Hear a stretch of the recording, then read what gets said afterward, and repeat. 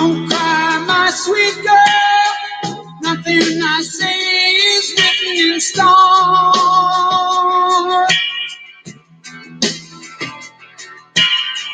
Don't cry, my sweet girl. You won't really be alone. Whoa. I'll help you pack your things.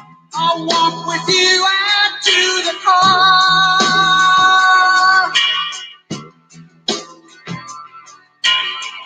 I'll hold on to the ring. I won't forget the way things are. Whoa, my sweet love.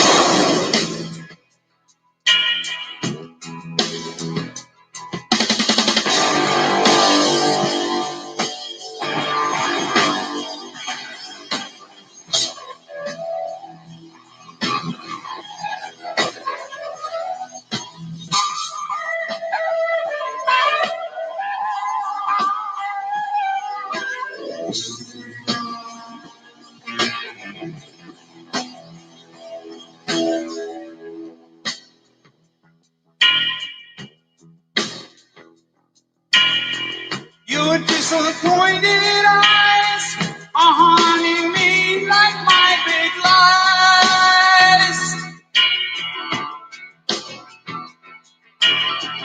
I see you glaring now. I see you staring in the fire. Oh, my sweet love.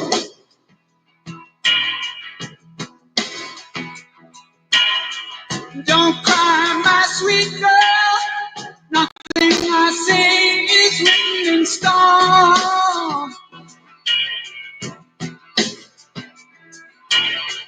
Don't cry, my sweet love. You won't really be alone.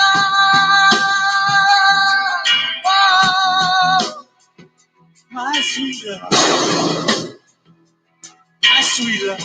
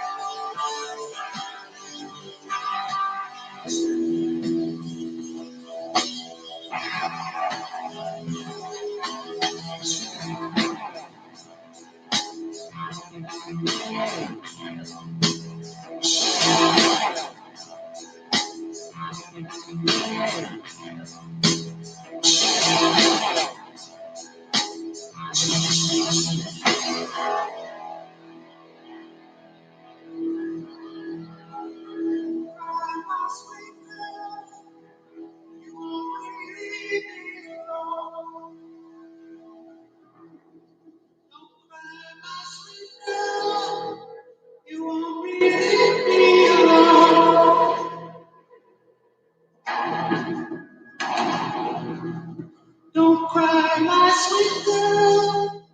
You won't really be alone.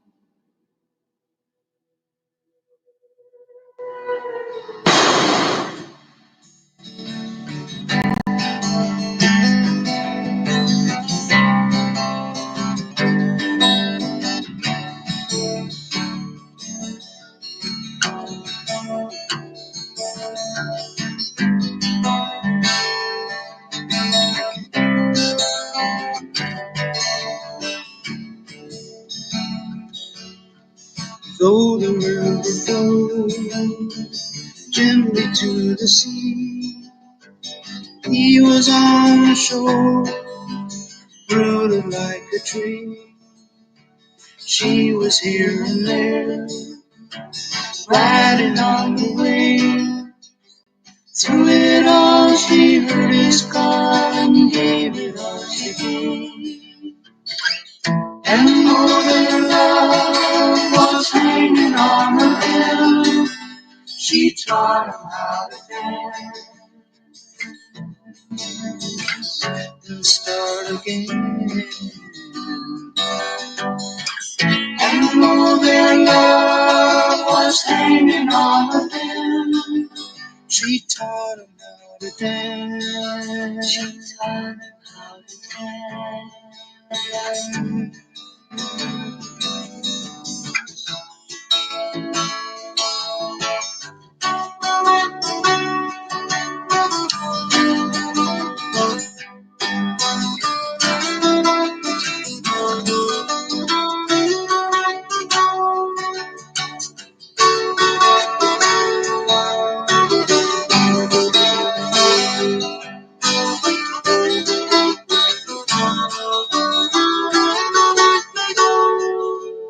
And when the melody through the window called, it echoed in the courtyard and whispered in the hall. He played it through the night. She knew he had to go. There was something about freedom he thought he didn't know.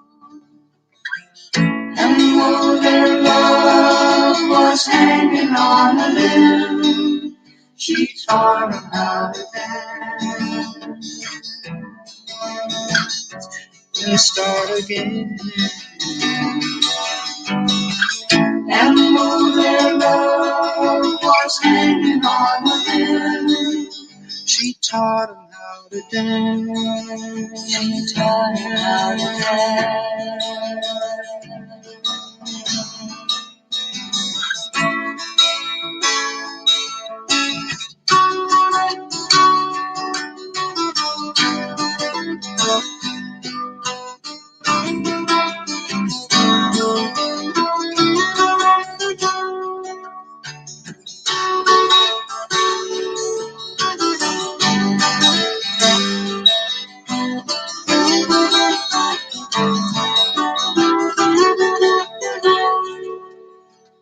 Though the river flowed gently to the sea, he was on the shore, rooted like a tree. She was here and there, riding on the wave. Through it all she heard his call and gave it all she gave. And though their love was hanging on a limb, she taught him how to dance. She taught him how to dance.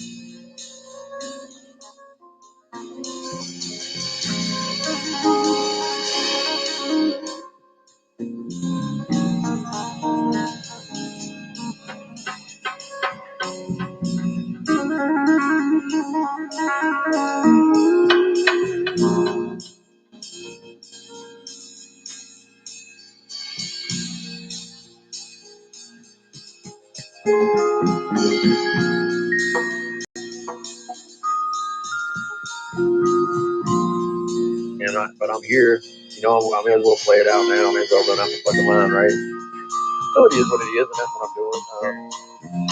I don't know if you did. I mean, I know if you did, now it's probably going on here. I don't give a fuck. Just keep it out on the fucking channel. I'm curious, you know, look out for something.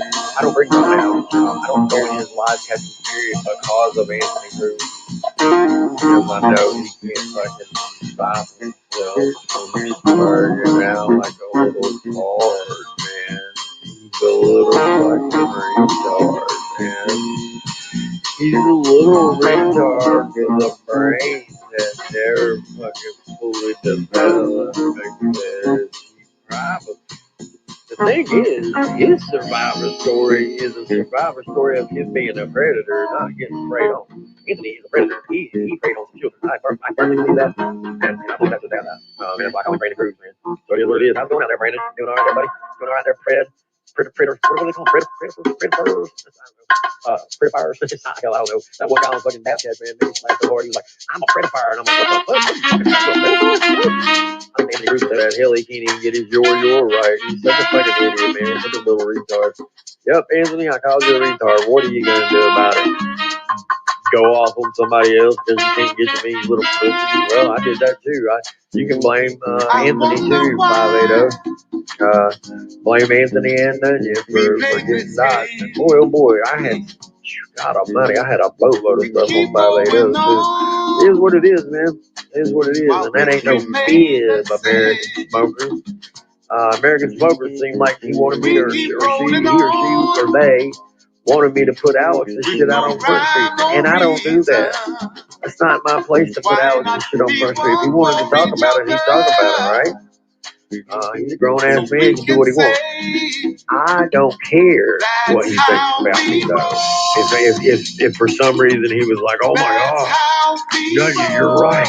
Oh no, or blah blah blah. I don't care. I'm here to watch Alex catch predators. Period. And occasionally support him. It is what it is, right? I don't like buddies. I don't go up his ass like Nunya goes up Tommy's ass. You know what I mean? I don't do that. I'm not buddy with Alex. Never claimed to be. Like Nunya is all up, like I said here again, up Tommy's ass. I don't do that because I know Alex has enough on his plate not to have to worry about fucking drama and bullshit, right? But it is what it is. She overstepped. It was just her overstepping her fucking bounds. It was a nothing burger as usual. She fucking 30 cents behind me, and I checkmated her dumb ass as usual. So what else? And then I got into it with Eric Cox again. You know, he was running his mouth about how that's how we roll. That's how we roll. We're proud to say that's how. For everything in life is possible. Our existences showing our resistances. Living and existing in this. That's how we roll. The vibrations of our souls ever living on within the young and the old. As we rise, living together as one. That's how we roll.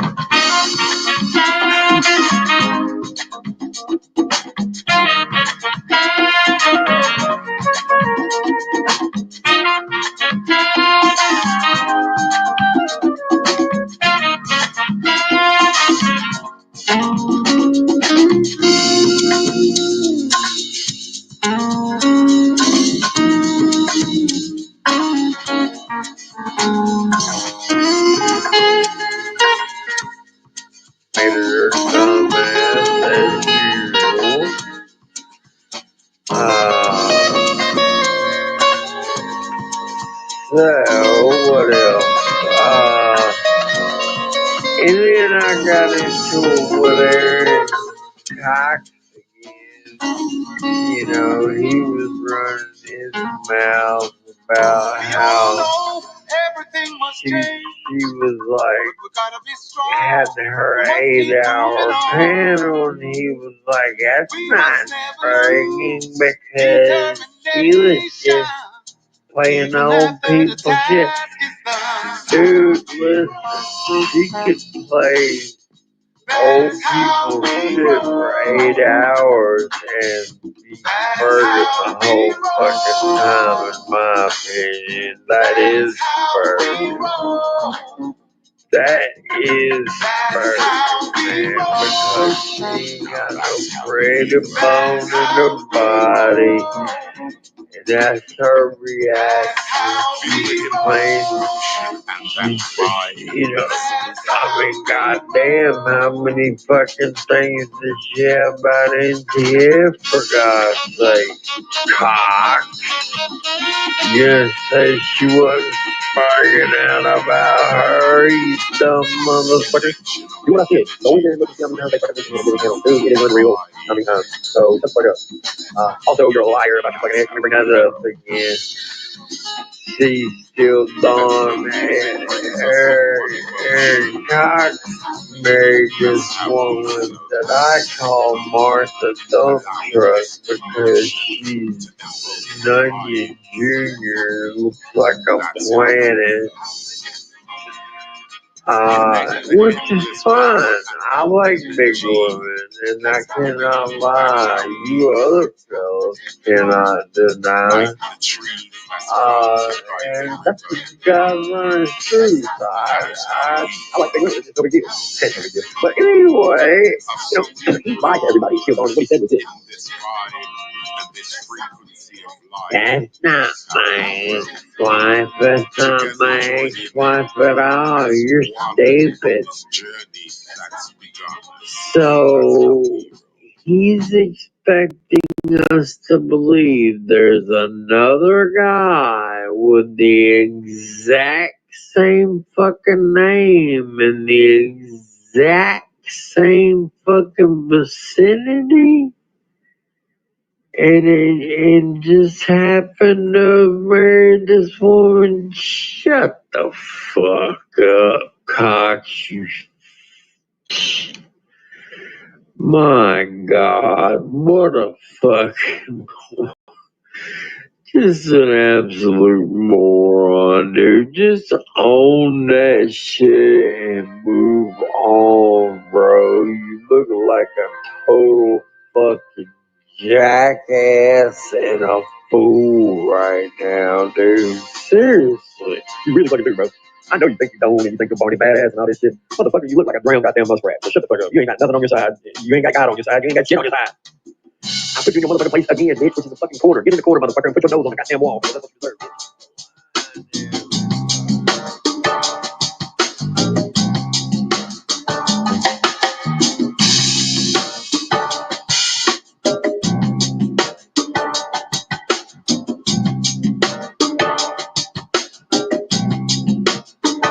Every new beginning from a bitter end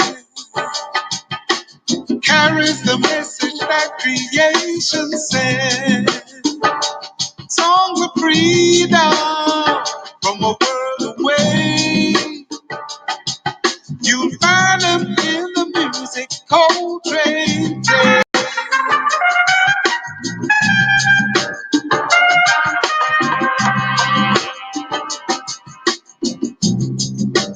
Music is the message sent from God to man.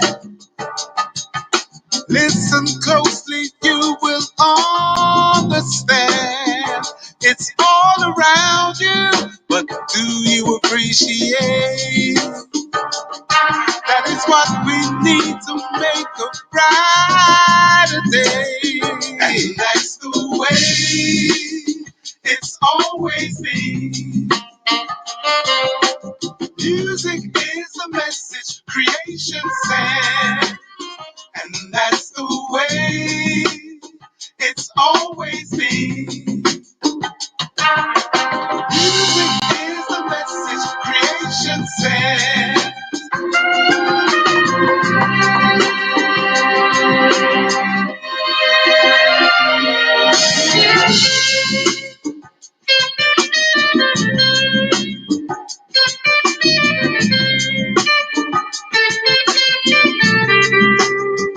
Songs of mystery take your breath away. That's how it feels to hear Coltrane play. Keeps you alive like a sunny day. That's how it feels to hear Coltrane play. And that's the way it's always been. Music is the message creation sends, and that's the way it's always been. Music is the message creation sends.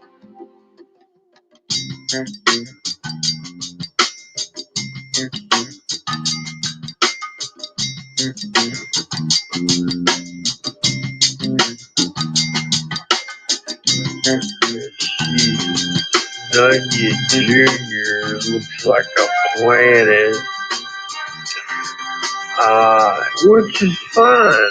I like big women, and I cannot lie. You other fellas cannot deny.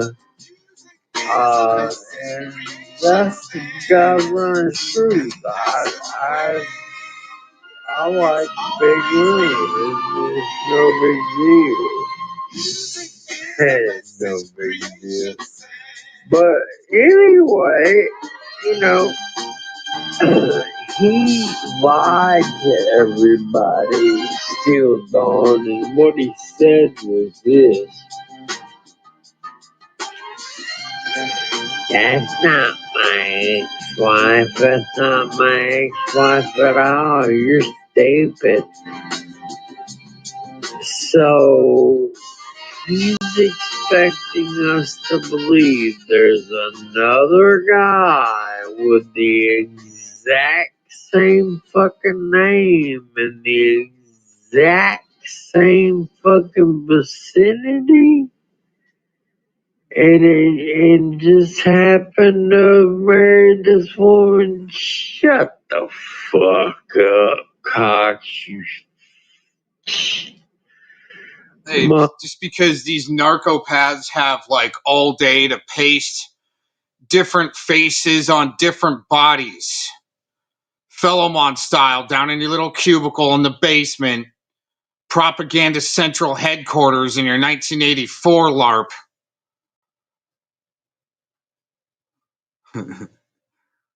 So some shitbag like Dorkbot here can get, yes, I'm not the one lying. Wait, you know, he lied to everybody, Wow. Steel Dawn, and what he said was this. I haven't talked to a Steel Dawn. Interesting. Who's this Steel Dawn then if I guess I talk to him? See how they could just come up with just the lies on the fly, but they're the ones that aren't lying.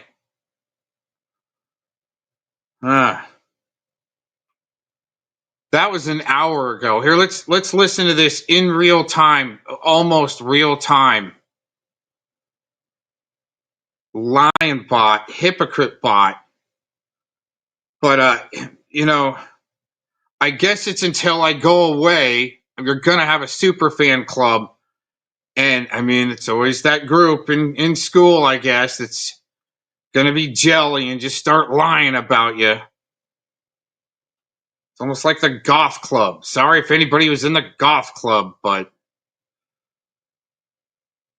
the, let's just say the satire is different. Wow. Desperate bot. That's what I'm going to start calling this guy. This guy's desperate bot. He's seriously, they're pasting faces on different bodies. And the double talk. Now, here's what I wanted to go into. I had my girlfriend during the weekend, during the holiday, Duckbot's live, and I knew she's about, ready to end down, and hey, for me to help carry your show, there, Duckbot and all your other buddies like Scott Ward. I mean, you get their timing down real easy. It's real easy. So I tune in and go, here, let's check this guy out. I asked my girlfriend, I go, check this guy out. You haven't heard him yet. And tell me if you think this guy's married. And not even joking. 5 minutes later, he's going into Mr. Cox. No way he's got a girlfriend. That's his ex-wife on the same loop.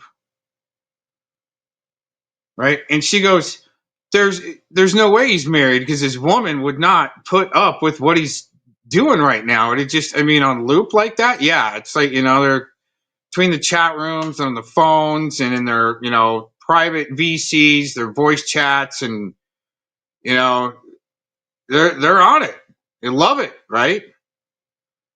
She goes, there's no way he could be married.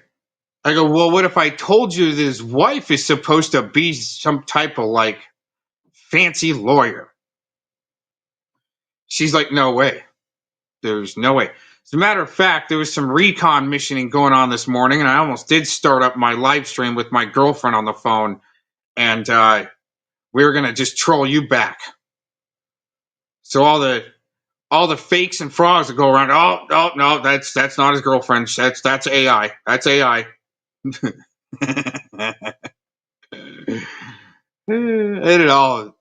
had it all lined up. Fellow Satanists, yeah, they're these. I mean, usually the Levian Satanists hang out around, let's say, people that are interested in non-secular. You can call it religion, especially out of the churches. All right, you don't have to be part of a church to call it a religion, but yeah, discussing certain beliefs. Let's go there, right? Yeah, can't have that now. Oh no.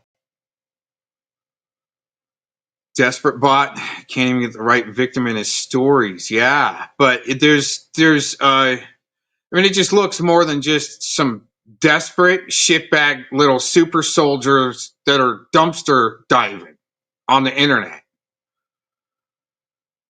It looks a little more than that, okay? Oh, by the way, a few of you there, thanks for joining in. That last band, and I don't want to I don't want to say the name, but what I'm going to do is I'm going to type it in the chat, and they claim that they're kind of the godfathers of hip hop, which is pretty cool. And now I'm going to post it. Okay.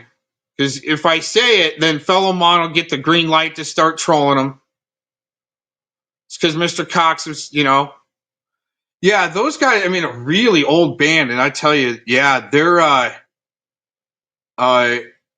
old. It's old, good stuff. That's, I mean, just sitting there, just waiting to be listened to. A lot of it. But they do claim to be kind of godfathers of hip hop, which is pretty cool. It's a good claim. It's pretty cool. Old soul funk band, kind of just crossing it over. You can see it. That last song was called Coal Train.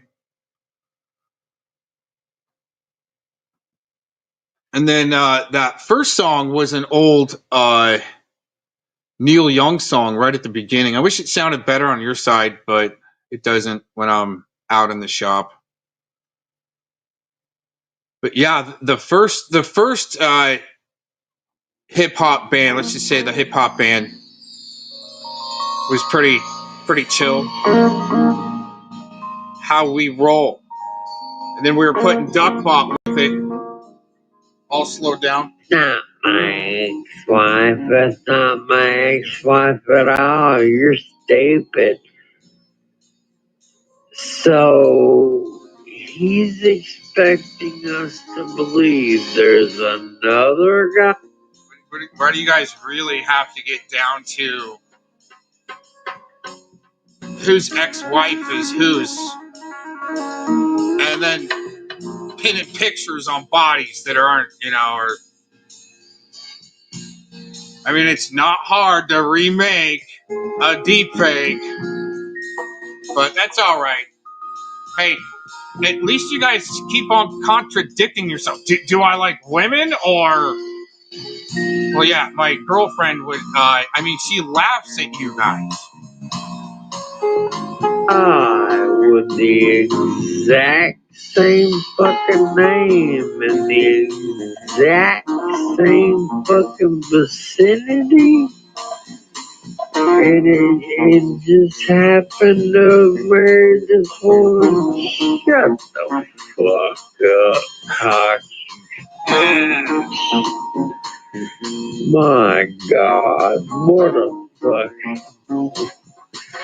Just an absolute moron, dude. Just own that shit and move on, bro. You look like a total fucking jackass and a fool right now, dude.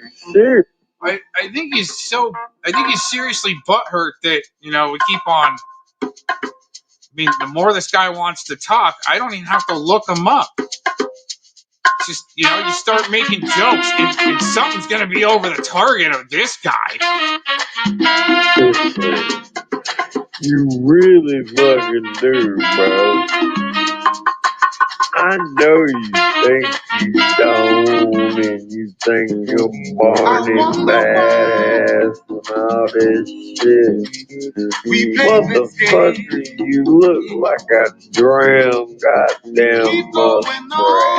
So shut the fuck up. You ain't got nothing on your side.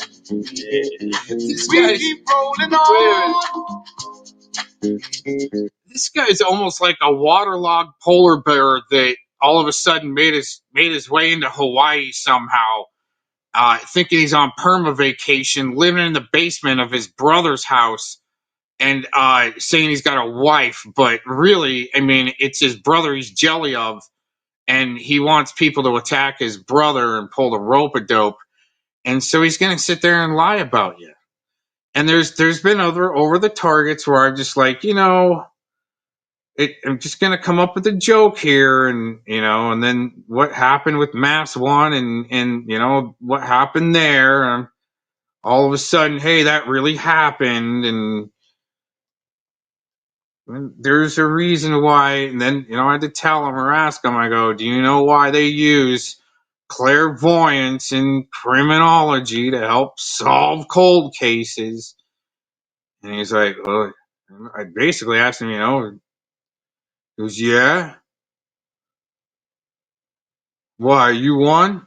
No, dude, I'm just saying they use those types of people, and I mean everyone has some, you know, we're only using what 10%, 15%, sometimes some people are 7.83% hertz.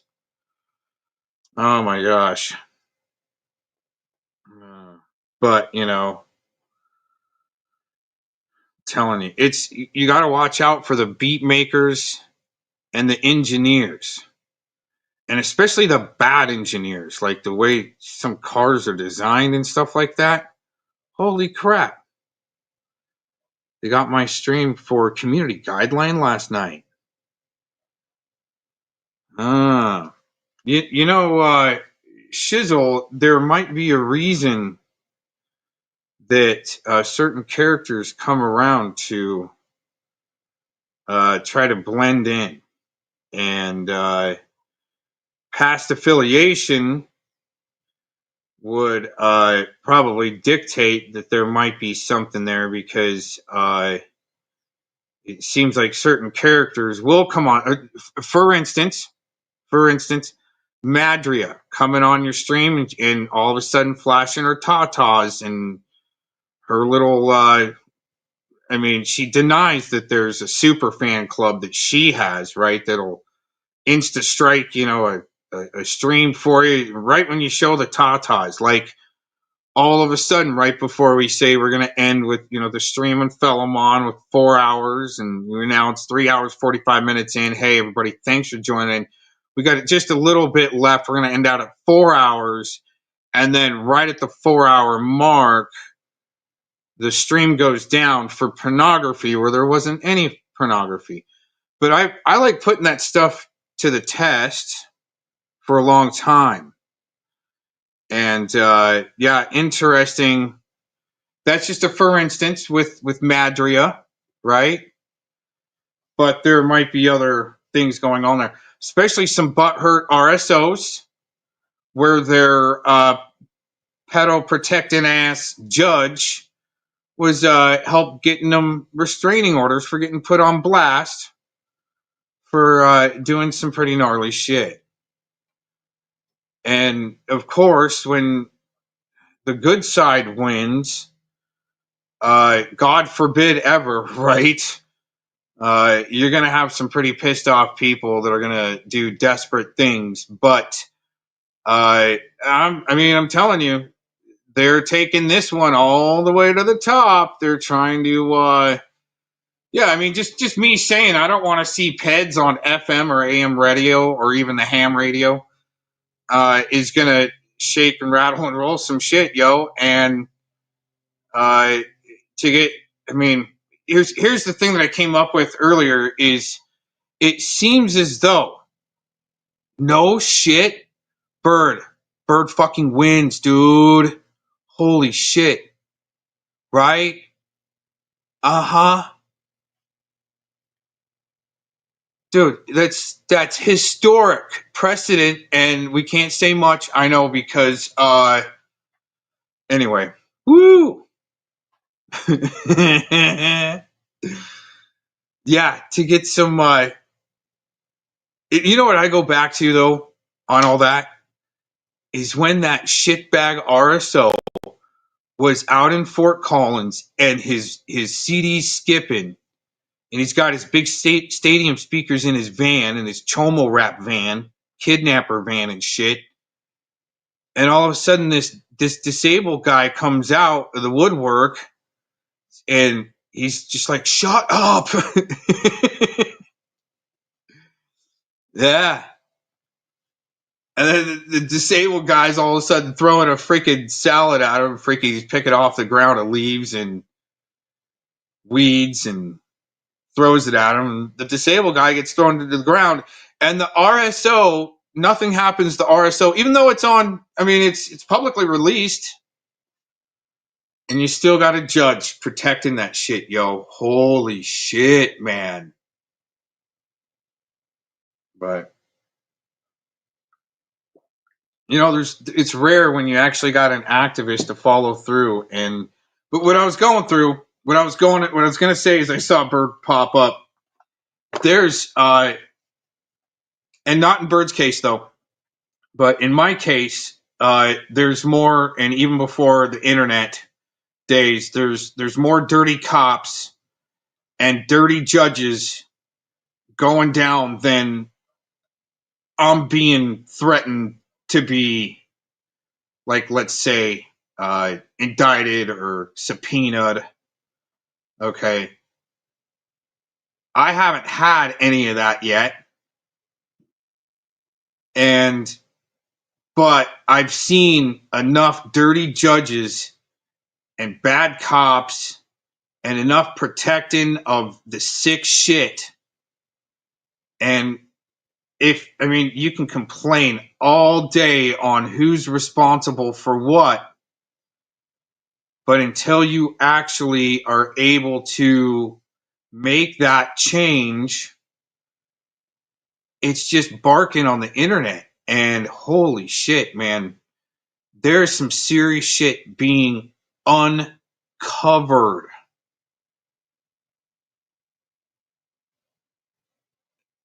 Yeah, well, yeah. No, I see what you're saying, but to have, and I just knew that sicko's he's just itching to go up through the courts to be able to go federal, and that's the only way to really do the audit, because the audit started at the local, then went to the appellate local, then the state, then federal. So let's say, dumbass rodent's going to hear this anyway, but he's been itching to go federal, and he thinks this might be his opportunity to go federal, and he skips state.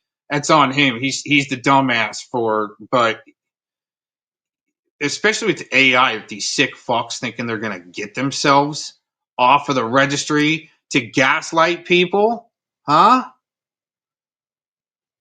I mean, thank God for some people getting it on film where that sicko standing out front of a grocery store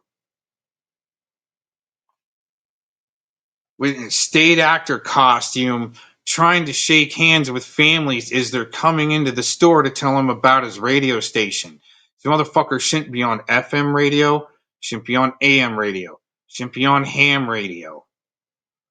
The only time they should be able to go on the internet is to have a video meeting with their probation or parole officer, or going through interviews extensively, or their torture. Throw them in the Anunnaki cage up in Mount Shasta. Stop feeding that freaking Anunnaki up there buckets of chicken and start throwing them some RSOs, or putting the RSOs on the front line. Then people won't have to try to clean this shit up through the state appellates. But it started not a long time ago, but I think, again, I've talked about it, the case of OPP, Oklahoma Pred Prevention, or something like that. But I mean, he had to take a case of catching a pred and appeal it, had to take it up to the state to be able to win. But the 2 years that it took, he was silenced and not catching. So, but a judge, man. Now, again, Bert, I appreciate you stopping in and listening in. I looked up, did the judge that had to step down, did she have a husband with the same last name? But it's interesting. You would think this big of a case, and I've always said, you're poking at the hive, dude. Right? But there's other Castillo County, Colorado I mean, not even in my opinion, other people's opinion, that it's been taken over. The whole the government has been taken over by a cartel. So how deep entrenched it goes in every county, but for some reason, Colorado, they needed cases there to help protect Preds. And it's kind of worked thus far because it's gone unchallenged. And until it gets challenged and somebody goes on the street and actually shows up and starts bitch slapping wannabe skaters hanging out at skate parks, okay? Yeah. And I'd still like to see some either audio or some type of and not be the one, I'm not saying, Bert, you gotta get this stuff for you and put it on blast. No. I should be doing some of that, or somebody else should be doing some of that, because I mean, you already did the job, dude. But I would really like to see some more of the record and the slappy slappy remix. All right. Holy shit.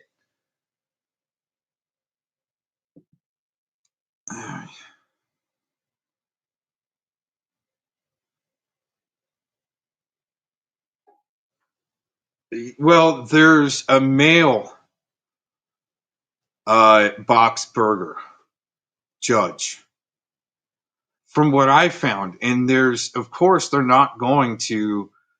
Yeah, but there's been other cases in I don't know if you've known, or there's been other cases in Colorado where some real serious shit with these sickos has been covered over, and it's light, but it seems like, why are they coming from other states like Illinois? And that's what's being more looked into is why are they trying to win cases to set precedent to loosen up or maybe even try to abolish the registry starting in Colorado? Dude, right? Takes some psychopath motherfuckers to think they're gonna pull that shit off. Holy crap. Especially guys like this. You ain't got What's truth? Remember a long time ago I go, dude, we need to do some AI of this guy, man. Like the poor dirt farmer shit, right? Right?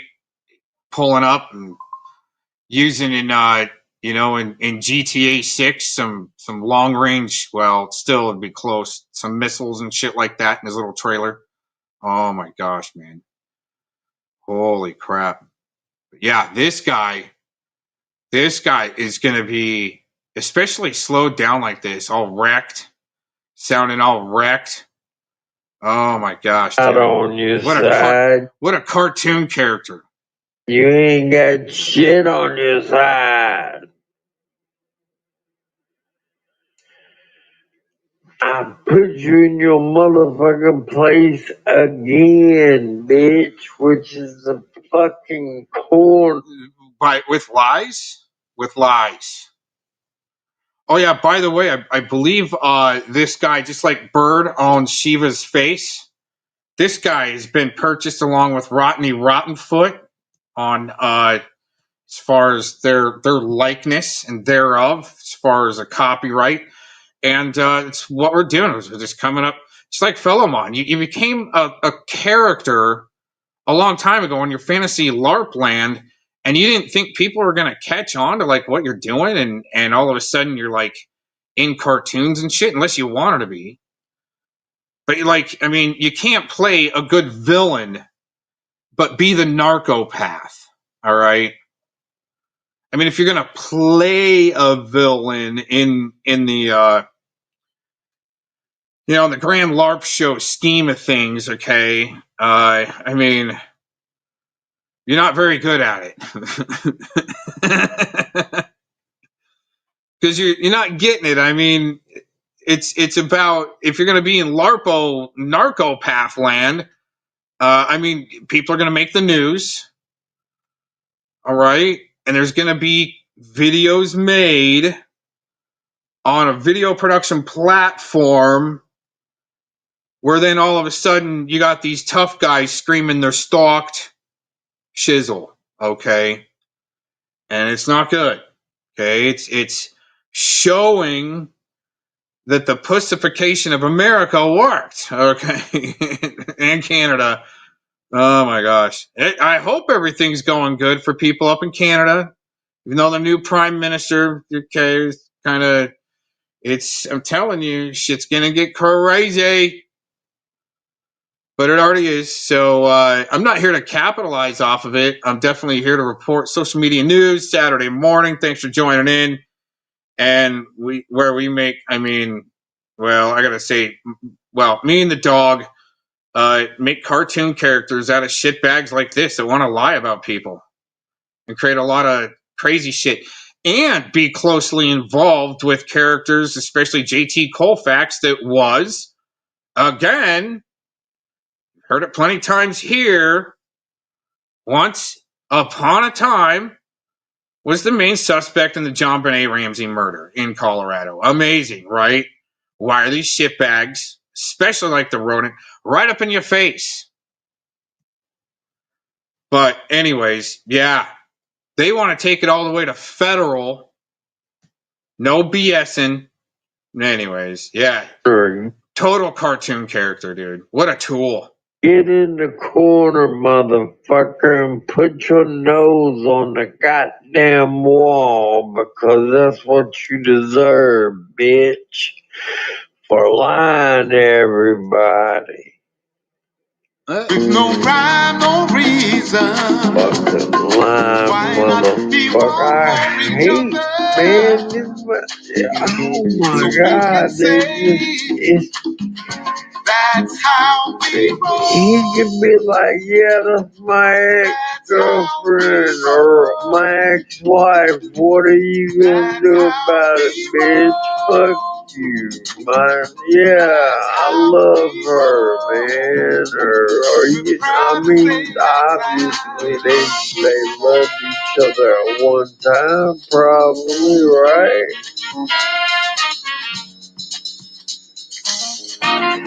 God, just own that shit, motherfucker. Damn, what a What we have can be much better if we control the pace. Set the terms and conditions. Anyway, now you're caught up, still Don. Now you know what the hell is going on. That's how we roll.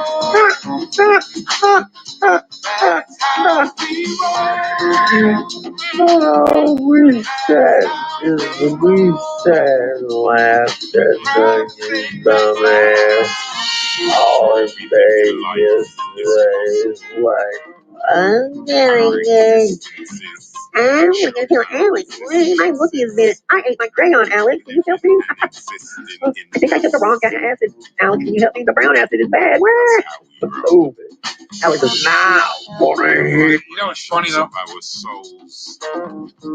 You know what though? He doesn't even listen or watch, but he's definitely, man, you guys got good spies, right? Just feeding you, just intravenously every move or little detail that you think you can talk about. But I put stuff out there for years. Oh, yeah. Yeah. No. Duckbot's fun at slow speed. You fucking drama, man. You are stupid as a day is long. Do what you do. I don't give a fuck. Talking about like docs kids. Who? Oh, man. Yeah, that's not nice to throw back at Duckbot. I don't think he's doxing kids. Unless he might be doxing down at... Oh, yeah, that is right. He's doxing on the dark web, everybody. He likes to go to the dark web and know where you lay your head at night. So him and Rodney can poke voodoo dolls on you, right? Puss bags. If you talking about that Ethan thing, man, I did that. I admitted it. I let it stay up there for longer than it should have. Because I was trying to piss off Steven's channel. I didn't give a fuck at the time. I just didn't give a fuck. I admit it freely. I was trying to piss him off. He's done shit with kids just like that. So there you go. Tick for fucking tack, bitch. Damn.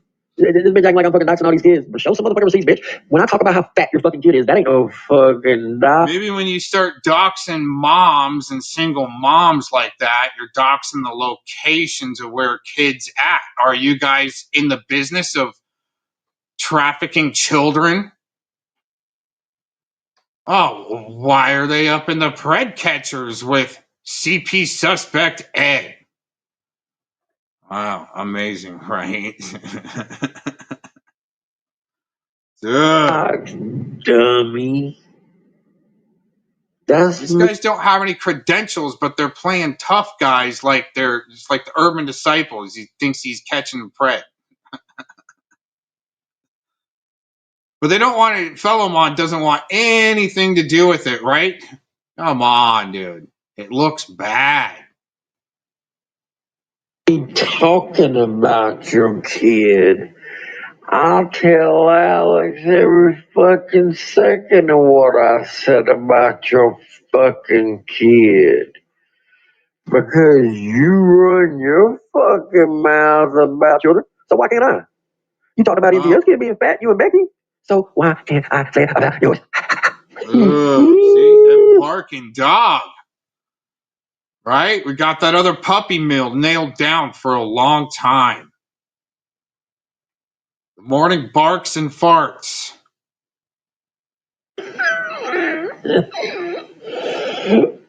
Shit, man, I'm gonna lose it over here. But yeah, that's what's going on. This bitch is unreal, man. Trying to fucking start some shit. You out of your mind, don't you? You don't have to get up way early in the morning and try to fucking get ahead of me like that. Fucking checkmated your ass, and I got you in the pool, mate, that time. Shit, 4 moves, bitch. Is what it is. Anyway, man, I hope everybody has a great rest of the day. Look, get your ass outside and do something. So it's a great fall day. Hopefully it is where y'all are too. But yeah, let's get it. Let's fucking get it, boys and girls, ladies and gentlemen. Let's do this. And we can do this like Brutus, huh? She's probably gonna sit and try to think of revenge plots. She's such a little scammer, man. This girl, what a fucking loser. She's such a fucking loser. You know, it was kind of fun when Nunny and I were dragging each other for a minute. Then it's like, sorry, it's kind of mean. And then, oh well. I mean, hopefully it's like that. I think so. But interestingly enough, I just don't think that a married man, especially per my girlfriend, because she's pretty dang smart, and he's like, there wouldn't be a woman that would be with him the way he's talking about another woman. And as far as the pred catchers, well, it's not entrapping, by the way, but they're trying to label the pred catching vigilantism, just like it was kind of like the same thing with the cop watchers, and then they made laws, and reason why really good activists and cop watchers kind of just like you had to back off. The guys that are out there to looks like just to grift and not really make a change are the ones like the cop watchers and the pred catchers. They're not out there really to make a change. They're just there to grift, and you'll see it. But the cases that I was able to look in and be told about where discovery was thrown out, and my belief is, I mean, pred catching one thing, but how's it going to all play out in the courts? And I think that's the audit. Okay. And just like right now, there's another case in between Frauditor Troll and DMA out of Colorado on a copyright issue, and it's going to be interesting to see how that plays out. But again, you got to see how things play out in the courts, because it's either an audit. Well, it's one big audit, but when judges have to step down and shit, man, because they're protecting preds, finally you've got somebody like Bird that'll step up and get that shit done. Yeah, a little more important than sodas and cigarettes, right? Them appellate court fees. Totally, man. And I get that shit. Man. And but yeah, that's why I was saying too, you're up against some serious shit there, because they're trying to make they need to gaslight to try to make laws softer on the RSOs, and that's not good, man. But trolling it from every aspect and having somebody on the street while all the background shit's taking place to really go to work on somebody like an RSO to see if they're going to be reoffending. That isn't that part of the biggest problem in the courts. And so to work on that problem, I think, has been coming, and the timing of it too just needed all be done, and especially to have precedent to work with in Colorado from a judge having to step down. Again, I'm seeing more dirty cops and judges go down than I'm getting subpoenaed or indicted. So that's good, right? There's some staging, but the thing is too, even like so we're in a technological stage in advancement with our communications here that DHS would want to be funded, just like they were funded $30 million, and especially 2 days before Attorney General of Texas, Ken Paxton, we call him Predward Paxton,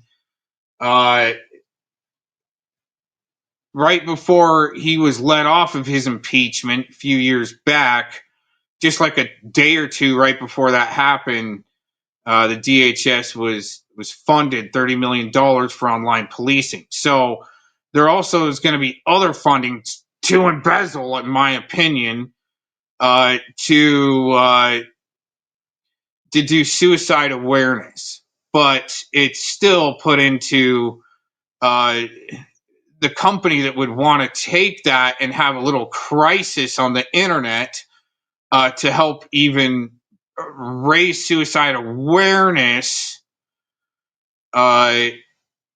It's put into the wrong people that would take the money to do that. That's a waste of taxpayer dollars because it's been weaponized instead of just a nice little commercial or something.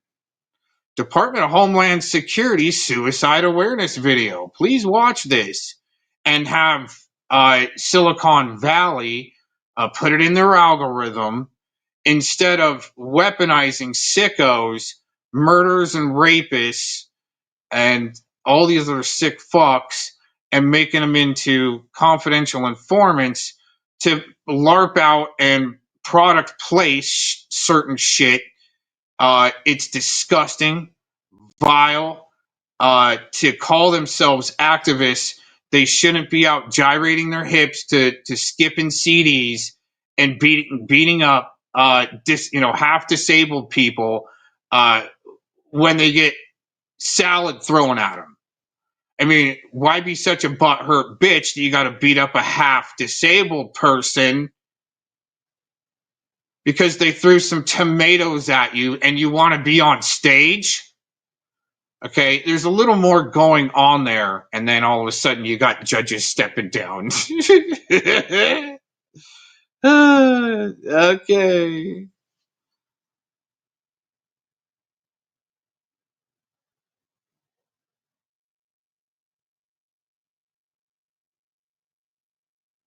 No, Lisa Lake, I've thought about that for a long time. Right? Instead, that's a way to embezzle the money and launder it and shit like that. So it's like, yeah, put it into snitches like Maui Tard that's done prior work for lawyers to set up some important people in Hollywood by being frisky, and then you get slapped in the ass, and then all of a sudden you're a huge victim, but you've been just working the guy for a while anyway for a certain lawyer. They've been after him. But anyway. But that's the way it would work, is the funding, even though, like I said, you know what, just give the money to Lisa Lake and tell her to do a suicide awareness video instead of all the LARPing where and they definitely want people to call law enforcement. That way you're not only calling on yourself, but yeah, it's just to overload the system, the first responder system, and so forth. In my opinion, sorry if I offend anyone, but jeez.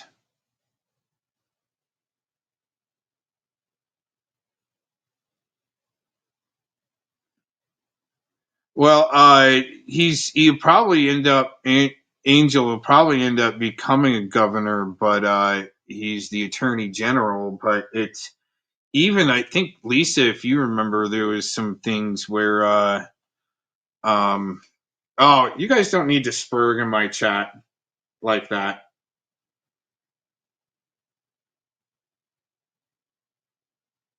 Hey, if anybody's the snitch on that account that just popped up, that'd be Rotney.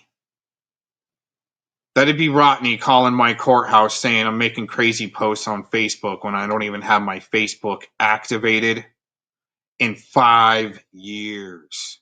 Oh, wow. Huh? That's some snitching there for whoever wanted to spurg all of a sudden in my chat. Dumbass. You just show how pathetic and desperate that side is. But anyways.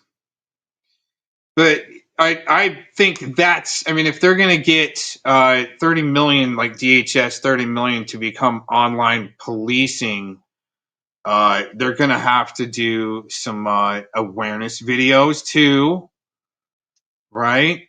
And instead of doing these stupid ass LARPs with the dirty side of the FBI and the dirty side of the DOJ, and the companies that need to pull off the LARPs are just being sent, almost felons that just took a plea deal down to become an online matrix dumpster diving, internet dumpster diving loser little super soldier. And it's pretty stupid. But hey, I've been not really capitalizing off of that. I just told, a lot of people that they became the news, and they did on bigger levels than, than most, especially when you've got almost like two people on two different channels saying your name at the same time. Right? I thought that's what internet social media is for, is doing stupid shit where people start saying your name. You guys wanted to have a LARP, NarcoPath LARPville, but when you get out LARP, then, rolled and trolled, then you're all pissed off, and then go to the real sick shit means. But it's like, again, why are you guys protecting people like JT Colfax that was once the main suspect in the JBR case? That's interesting, right? More than interesting, I told you guys you made the news a long time ago, especially with that Mark Connors character. So cry about it, and they do. It's all they do. But it's quite fun, in my opinion, to, people are going to bark on their, people are going to bark on the porch. I don't mind, giving them a bullhorn.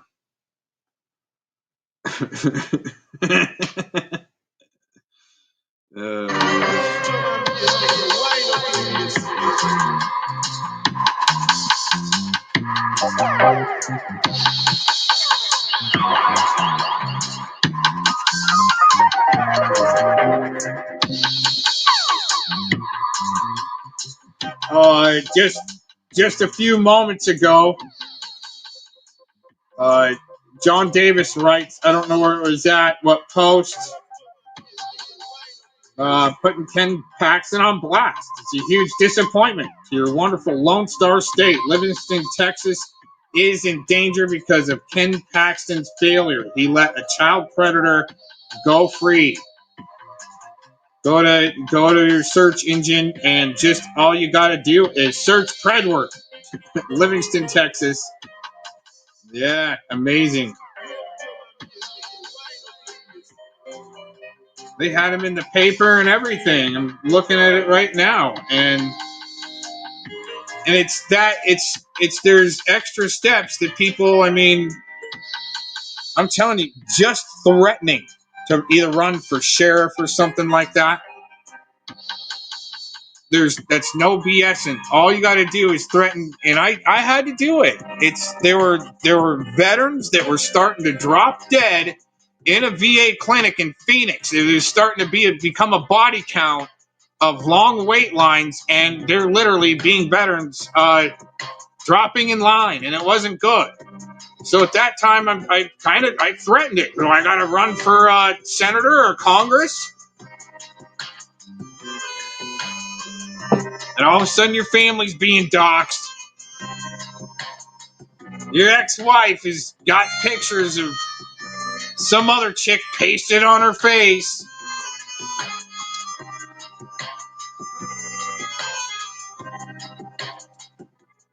You're doxing your blood type and your grandmother's social security number. And somebody had to go in and do it just to show you how nefarious tactic they use. Lisa Lake. Oh, by the way, if Cosette hears this later, that video where she tripped out on yesterday, I was trying to get you on panel and maybe try to warn you. But yeah, I wanted to give her a warning, but yeah, it was from a video from 2021 where it said Cosette, and she's flipping out all of a sudden. But I've been trying to get her. We need to do some prisoner swap and peace talks with Cosette. Dang it, I said it again. Sometimes it's just programmed in when you've been saying it a while. I'll say it again. I'm sorry, Cosette. I'm sorry. You got involved with some pretty gnarly people, and And it is time. It's time to come clean about all that stuff. Get on panel. Here, I'll pin the link. She might be listening.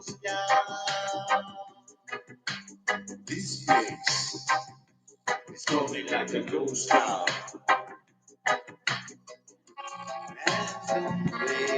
No more. Too much fighting on the dance floor.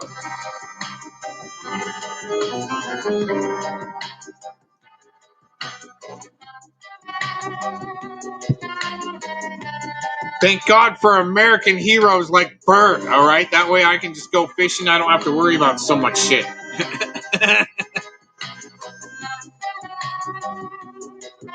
That's pretty cool for him to pop in. Right on, man.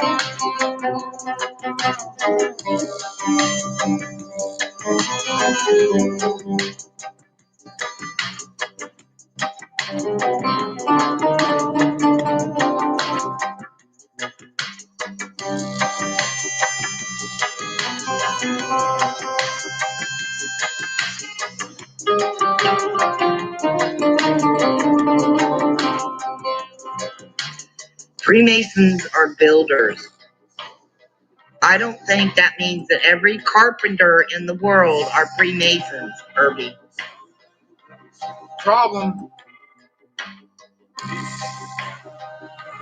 The problem with some of these so-called experts out there, and I'm not saying I'm one, but the research shows that the Freemasons were the architects and the Masons were the builders. It is right there. You don't need to ask too many questions about it.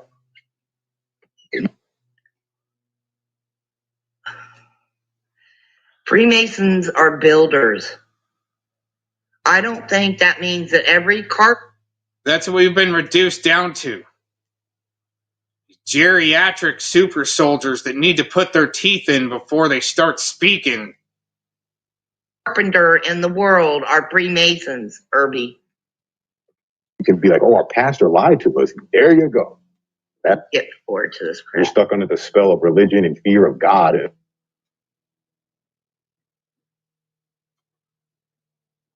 It's amazing how So this person assumes I'm going to hell. So this is Glazin Dean playing an Irby video.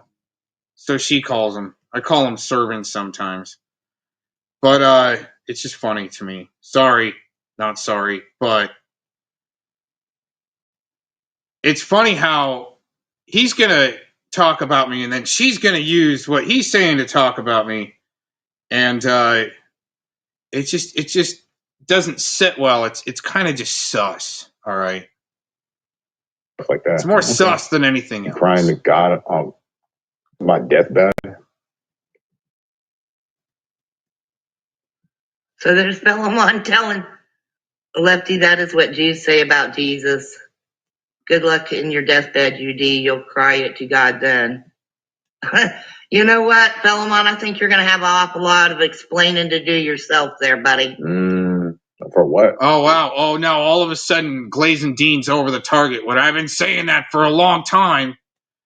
Just like when all the paperwork came out on Predward about a week before, 2 weeks before that, I go on his chat room. I'm like, you got a lot of explaining to do.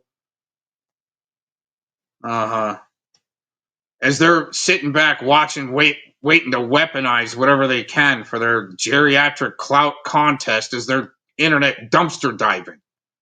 for my eternal damnation because I'm saying the facts that are okay. Did I ever say my belief on anything? Never did. Never did. But if you want to know, but if you want to know, yeah, welcome to the truth of this channel. That these people are just like this. Now you kind of see. Shizzle and UD will be back together again, flip flopping. I'm not with anybody. That's got to be a fellow on comment. I'm not with anybody. Be back together, flip flopping again. Oh my God, you have become Aaron Victor Cox. Paul, you have become Aaron Victor Cox. Wow. You know they're glazing, Dean. I got you to say my name. Okay. All I had to do is use my name and then change my name. Say, oh, you guys shouldn't use my name, and then you'll just use my name. I mean, come on. You guys are that easy to like troll and roll. And I kept on telling people you made the news, but at the same time, I was going to be the bait to help point out their tactic.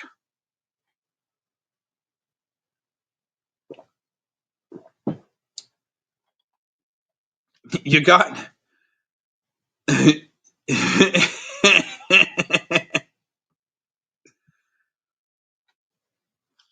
yeah, old donkey ass glazing Dean, man. Easy. You're too easy, Urban. You're too easy to roll and troll. Okay. Same. All y'all that got to play fight together. It's stupid, man. Why can't you just put yourself out there if you're going to do it? Because, I mean, when you got to be like the devil's advocate, you're going to piss people off anyway, and they're going to start doxing you.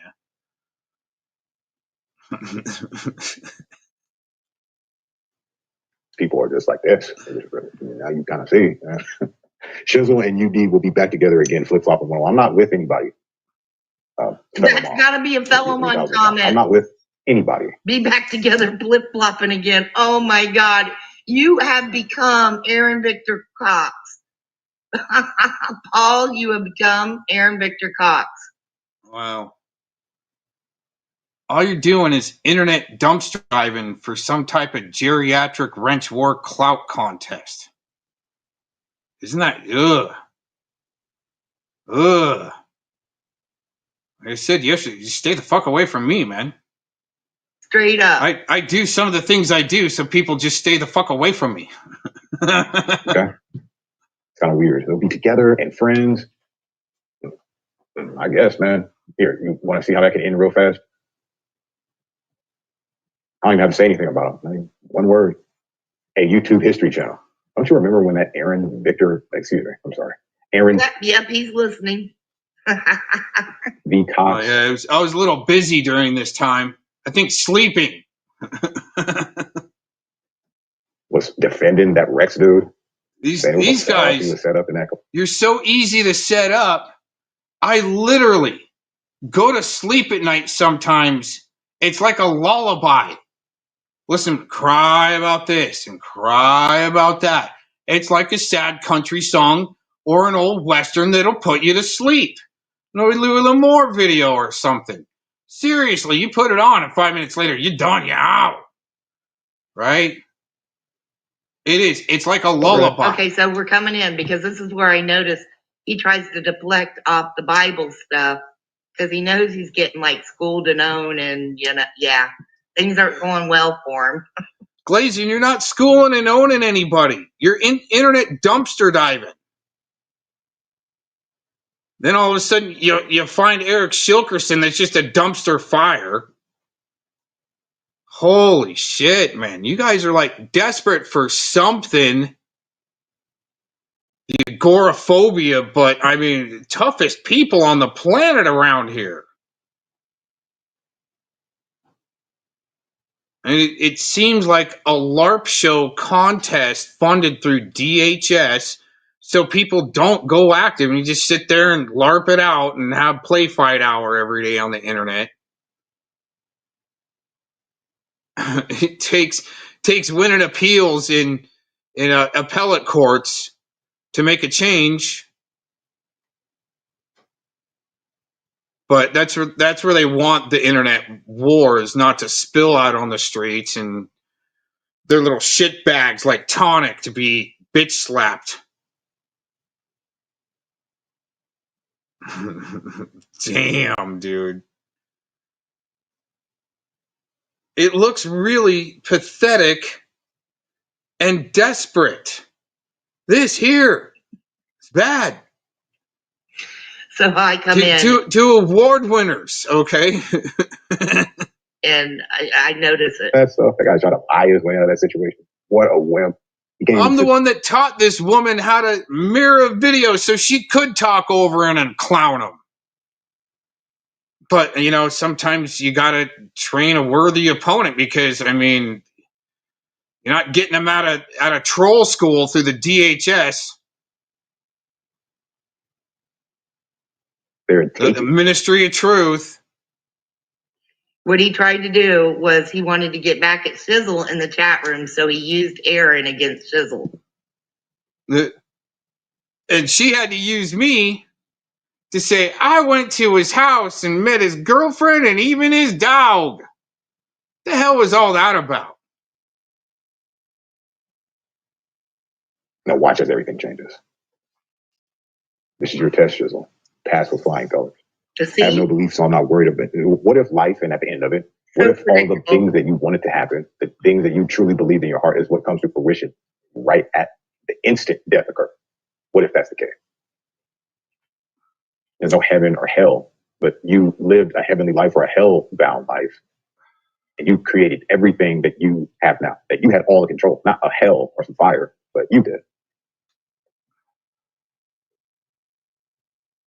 I think you get too stoned, UD.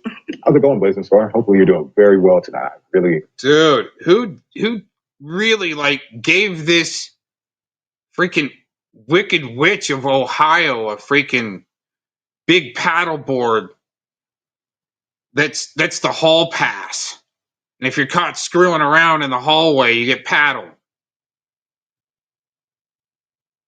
Who creates this dividing line? Oh, none of you stepped over the line. Who the hell is Warbot to create there's a line to step over in the Wild West of the internet? Fuck you. You're lucky that you haven't been rolled up on and made into the news. That's the way the country and the Constitution works. I mean, there's some pathetic cases out there. I mean, could you imagine rolling up on Rick Crude in his power chair and going to recycle copper and fuck with him? Even though they wanted smoke. No, you just got to let them bark, let them bark, let them bark. But when you get clowned back and proven wrong, holy shit, man.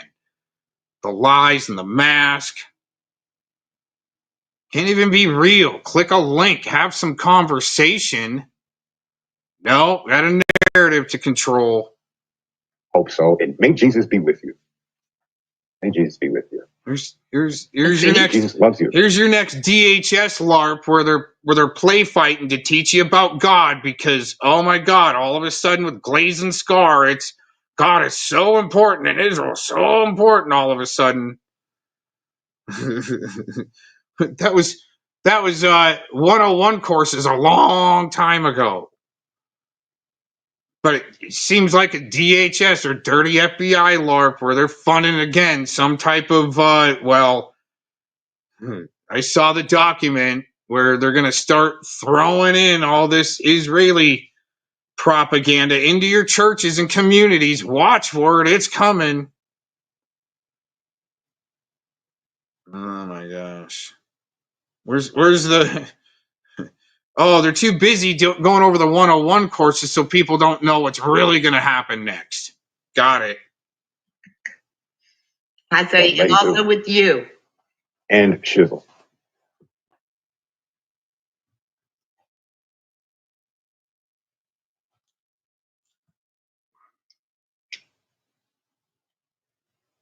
What kind of stuff is this? He just deflected his ass off to get off the God talk. What does Jesus have to do with God? What does Jesus have to do is with a God? storybook character. God is this type of process like this. You ate some food and then you relieve yourself, and then there's the remains of that food right there. It's funny because it always has a certain look to it. The species, color. Did you just hear when he said, what's God got to do with it? He comes back with the remains of food. What the fuck? A process like this. You ate some food, This is why I had to go to code back in like 2000, end of 2016. I saw how bad it was on these front lines of these freaking troll wars. And they're going, holy shit, this isn't good. Especially everything surrounded by the murder of Lavoy Finicum, him being shot in the back. Like, holy shit, this is some gnarly shit. I'm going to code just to get my message out so I don't get mass struck by flaggots. It's bad, dude. But hey, at least I'm still around to give it the test every once in a while.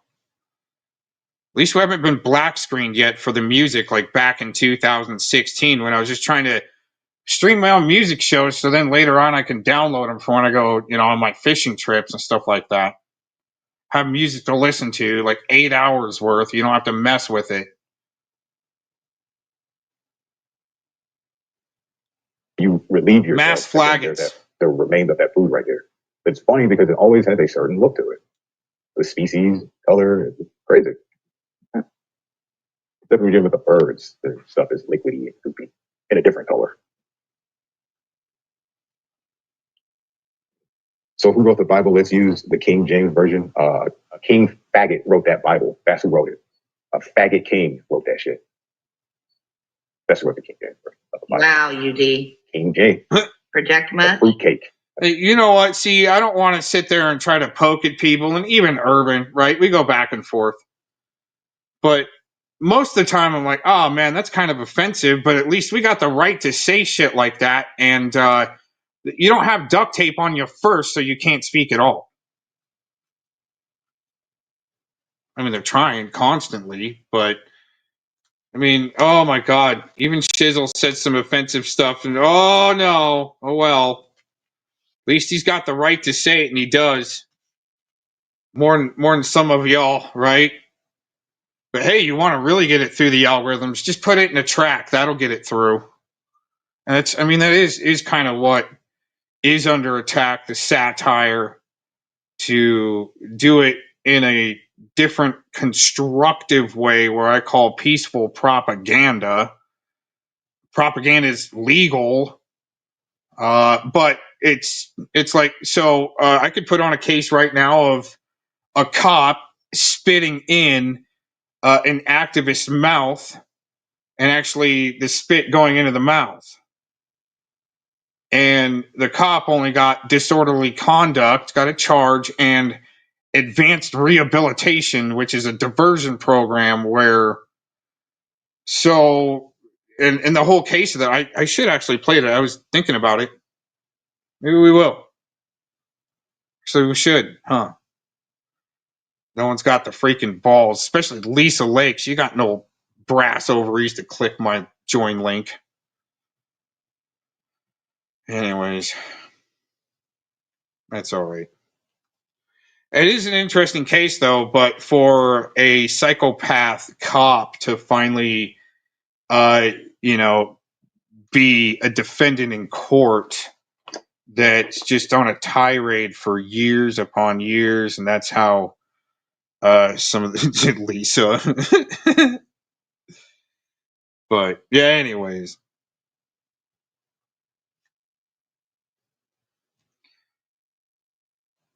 To kind of beat them at their own game, and then all of a sudden they're a defendant in court, especially pro se.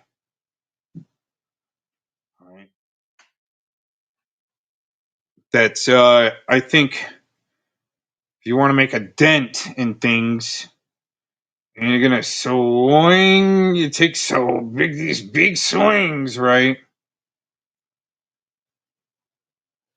there's something more bigger there than attacking each other, but that's what they want and created even back in the beginning of the Obama administration, where Cass Sunstein figured out how to cognitively infiltrate the internet to do a bunch of shit.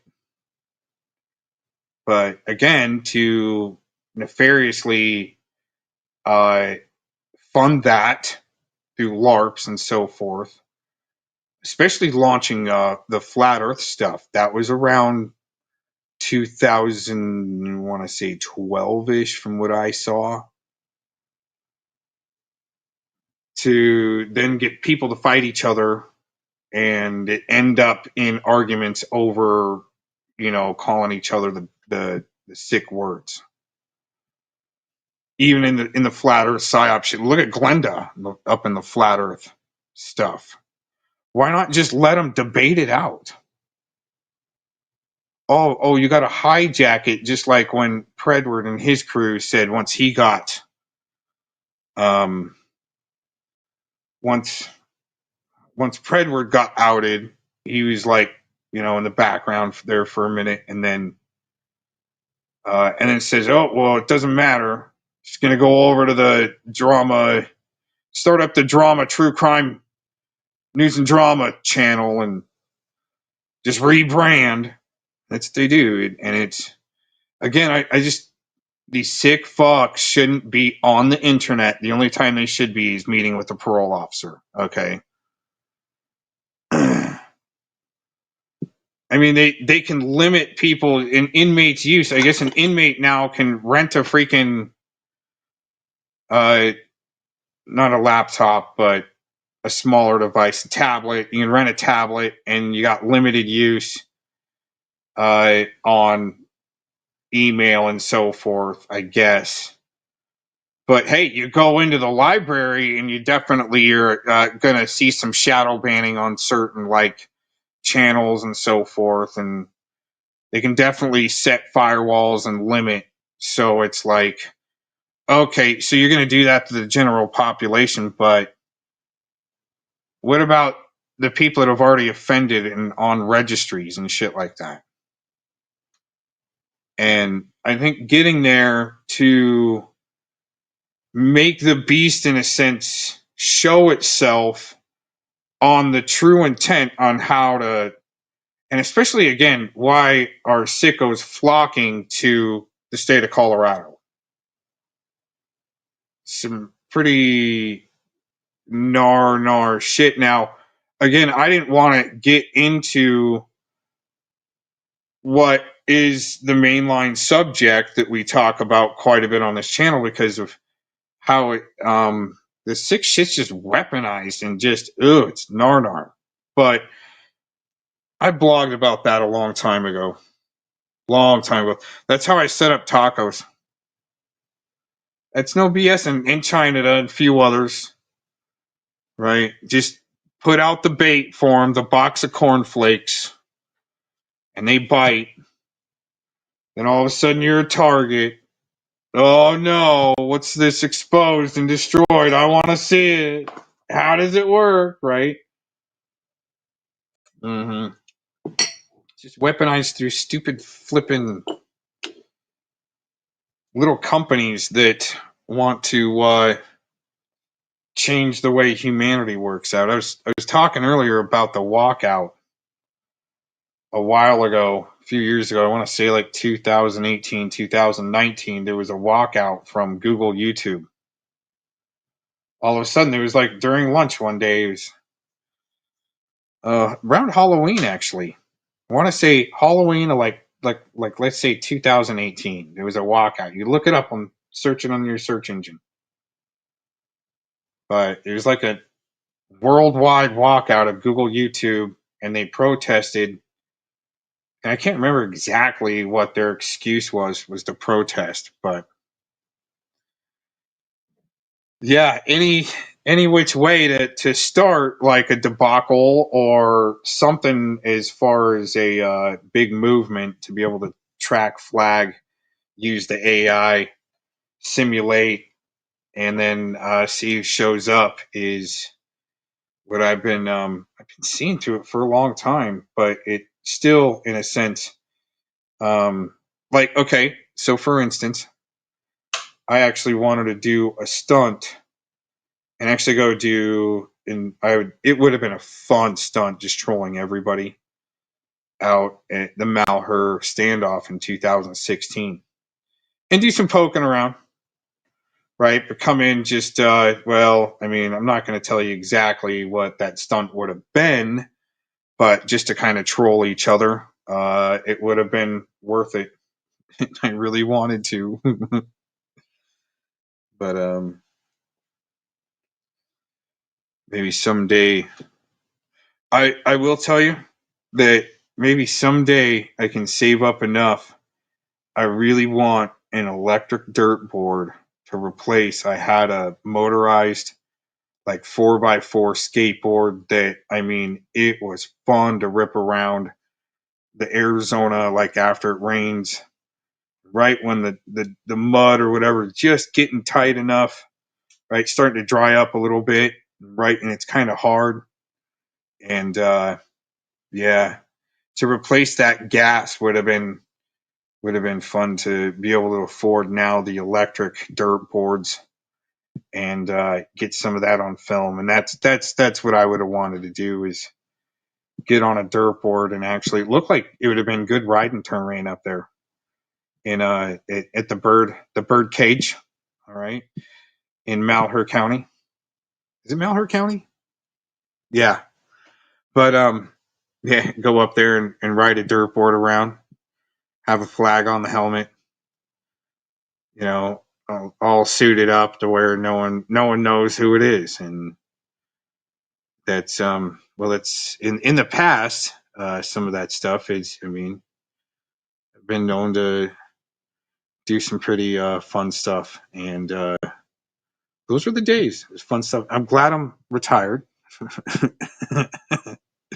And I'd talk a little bit more about the days that it was fun actually signing some decent contracts to make some fun stuff happen. And it was private. It was all just private. And for a good group of people, and good music tends to bring good people out. And especially those days when I was like going to college and so forth, it was just, the vibe really picked up well. But, you know, 96, 97, there was a good vibe in Portland, Seattle. And then it died off, probably because of Cobain, right? And then it kind of picked back up in the year 2000 up to like 2006, 2007. And it was just so infiltrated. It was just like, thank God I didn't sign my next contract to do a bigger job. And it's only because I finished on doing a pretty big job, like a 10,000 person venue, which was a huge success. It was a blast. But yeah, I get to talk about that stuff to where I'm not doing it anymore, to where I can just kind of, hey, this one time, and actually have a whole like, let's say, plastic bin full of flyers and stuff like that, and whole story that goes with that, of that whole era of just good times and music, and being able to even like kind of personally, not really personally party, I can't say that, but in the same venue as Digital Underground, where there's 150 people in a small club, and have them come in and do a show. Holy shit, that was awesome. Anyways, and they came with their own equipment and their own production, so that was kind of nice, right? I didn't get a call for that one. I could have that one I just got to chill, yo. But to set up some, let's say, be part of the production where no one sees how it happened, they just know it happened, and no one knows how it all got set up. That's fun stuff, because it wasn't just me that was like, hey, let's do it, yo. And but then it really was even 2005, 2006, it was all invaded and infiltrated. And even, the disco shit got heavy again, and it's just like I didn't want to be around it.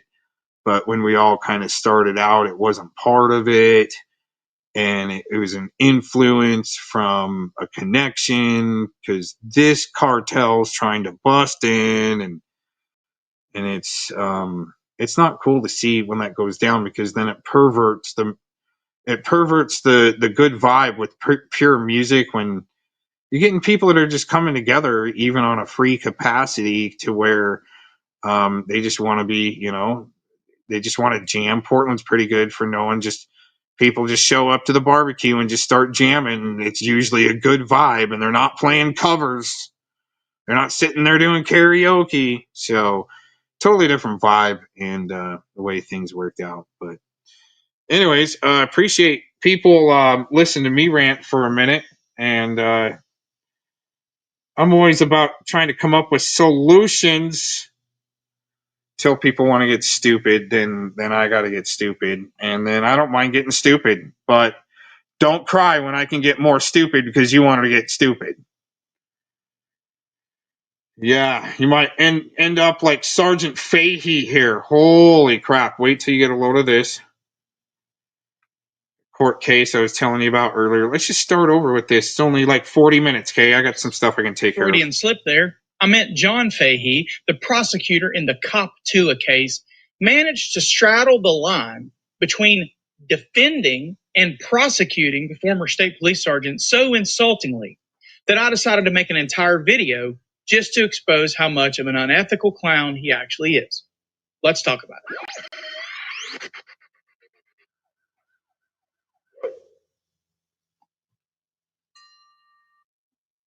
What's up, you guys? Welcome back to Southern Draw Law. My name is James White, criminal defense attorney, former prosecutor, former police officer. Admittedly, when I first heard that Sergeant Brian Fahey had been charged criminally, my initial reaction was pure glee. And then I saw what the charges actually were. And while I was... Hey, Lisa, I saw what you put there. When the solutions involve a judge protecting a sicko or sickos, and that judge has to step down, and that same possible court protecting even on long range or something to change laws and so forth, and that judge has to step down, and it happens through extreme severe trolling. Okay, let's put it that way. I would say that's a win for solutions. And then extreme trolling, like even calm trolling. This is Sean Reyes, Long Island audit. I mean, set it up perfect as an audit. And he had this guy was a chub, yo. I mean, sometimes it is too easy, and is it worth really like pushing it? But somebody needs to, and that's my only solution. I mean, go active if you really want to make a change. I think now is the time to do it, because here's a good example right here. Disappointed, the optimist in me insisted that we try to give the benefit of the doubt. I thought, well, maybe they're going light on him on the state side because the feds are about to step in. Maybe there's a DOJ investigation a-brewing. But then I remembered that this was probably not the DOJ that would be willing to charge a cop where no one died and the color of law part was at least arguable in both directions because he was off duty and was at his home. But when I got a text from Sean Paul the other day asking me for my thoughts on this hearing, and I hadn't seen it, my initial impression was that it was obvious BS, but I also said in the video that I did on the rebuttal that all I saw was finger painting and bullshit and minimal skill in the art of persuasion. And I have to admit, I was wrong about the latter. As I stepped back to look at the entirety of what we saw in that hearing, I realized that John Fahey is not a minimalist. He is a master manipulator. And he played the people of Connecticut, and in some ways, even Sean Paul, like they were his own personal violin. For now, let me show you the relevant portions of the video for context, and then we'll pick back up on the other side and talk about my thoughts on this case. Thank you, Your Honor. This is down for an AR application by Mr. Fahey. I suspect the best way to proceed about this is to allow Attorney Ment to address the court first. I do, and then allow Mr. Reyes, the victim in this matter, to address the court. And then I do have a few comments about the charges, since there's been much talk and many emails to me about the charges. Before Your Honor rules on that. Good morning, Your Honor. The court does have our application for AR in front of it. The statute was created exactly for situations like this. The statute, I believe, has been in place for more than 60 years, and it is in place in cases where there has been a first-time offense by someone who the court can find is not likely to reoffend in the future.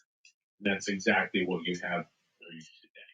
You have a disorderly conduct charge, a C misdemeanor by someone who has not offended in the past and clearly has no reason to reoffend in the future. And I believe that this diversionary program, this pretrial application for accelerated rehabilitation, is quite appropriate in these circumstances. I understand there'll be an objection, and perhaps I can be heard again after that.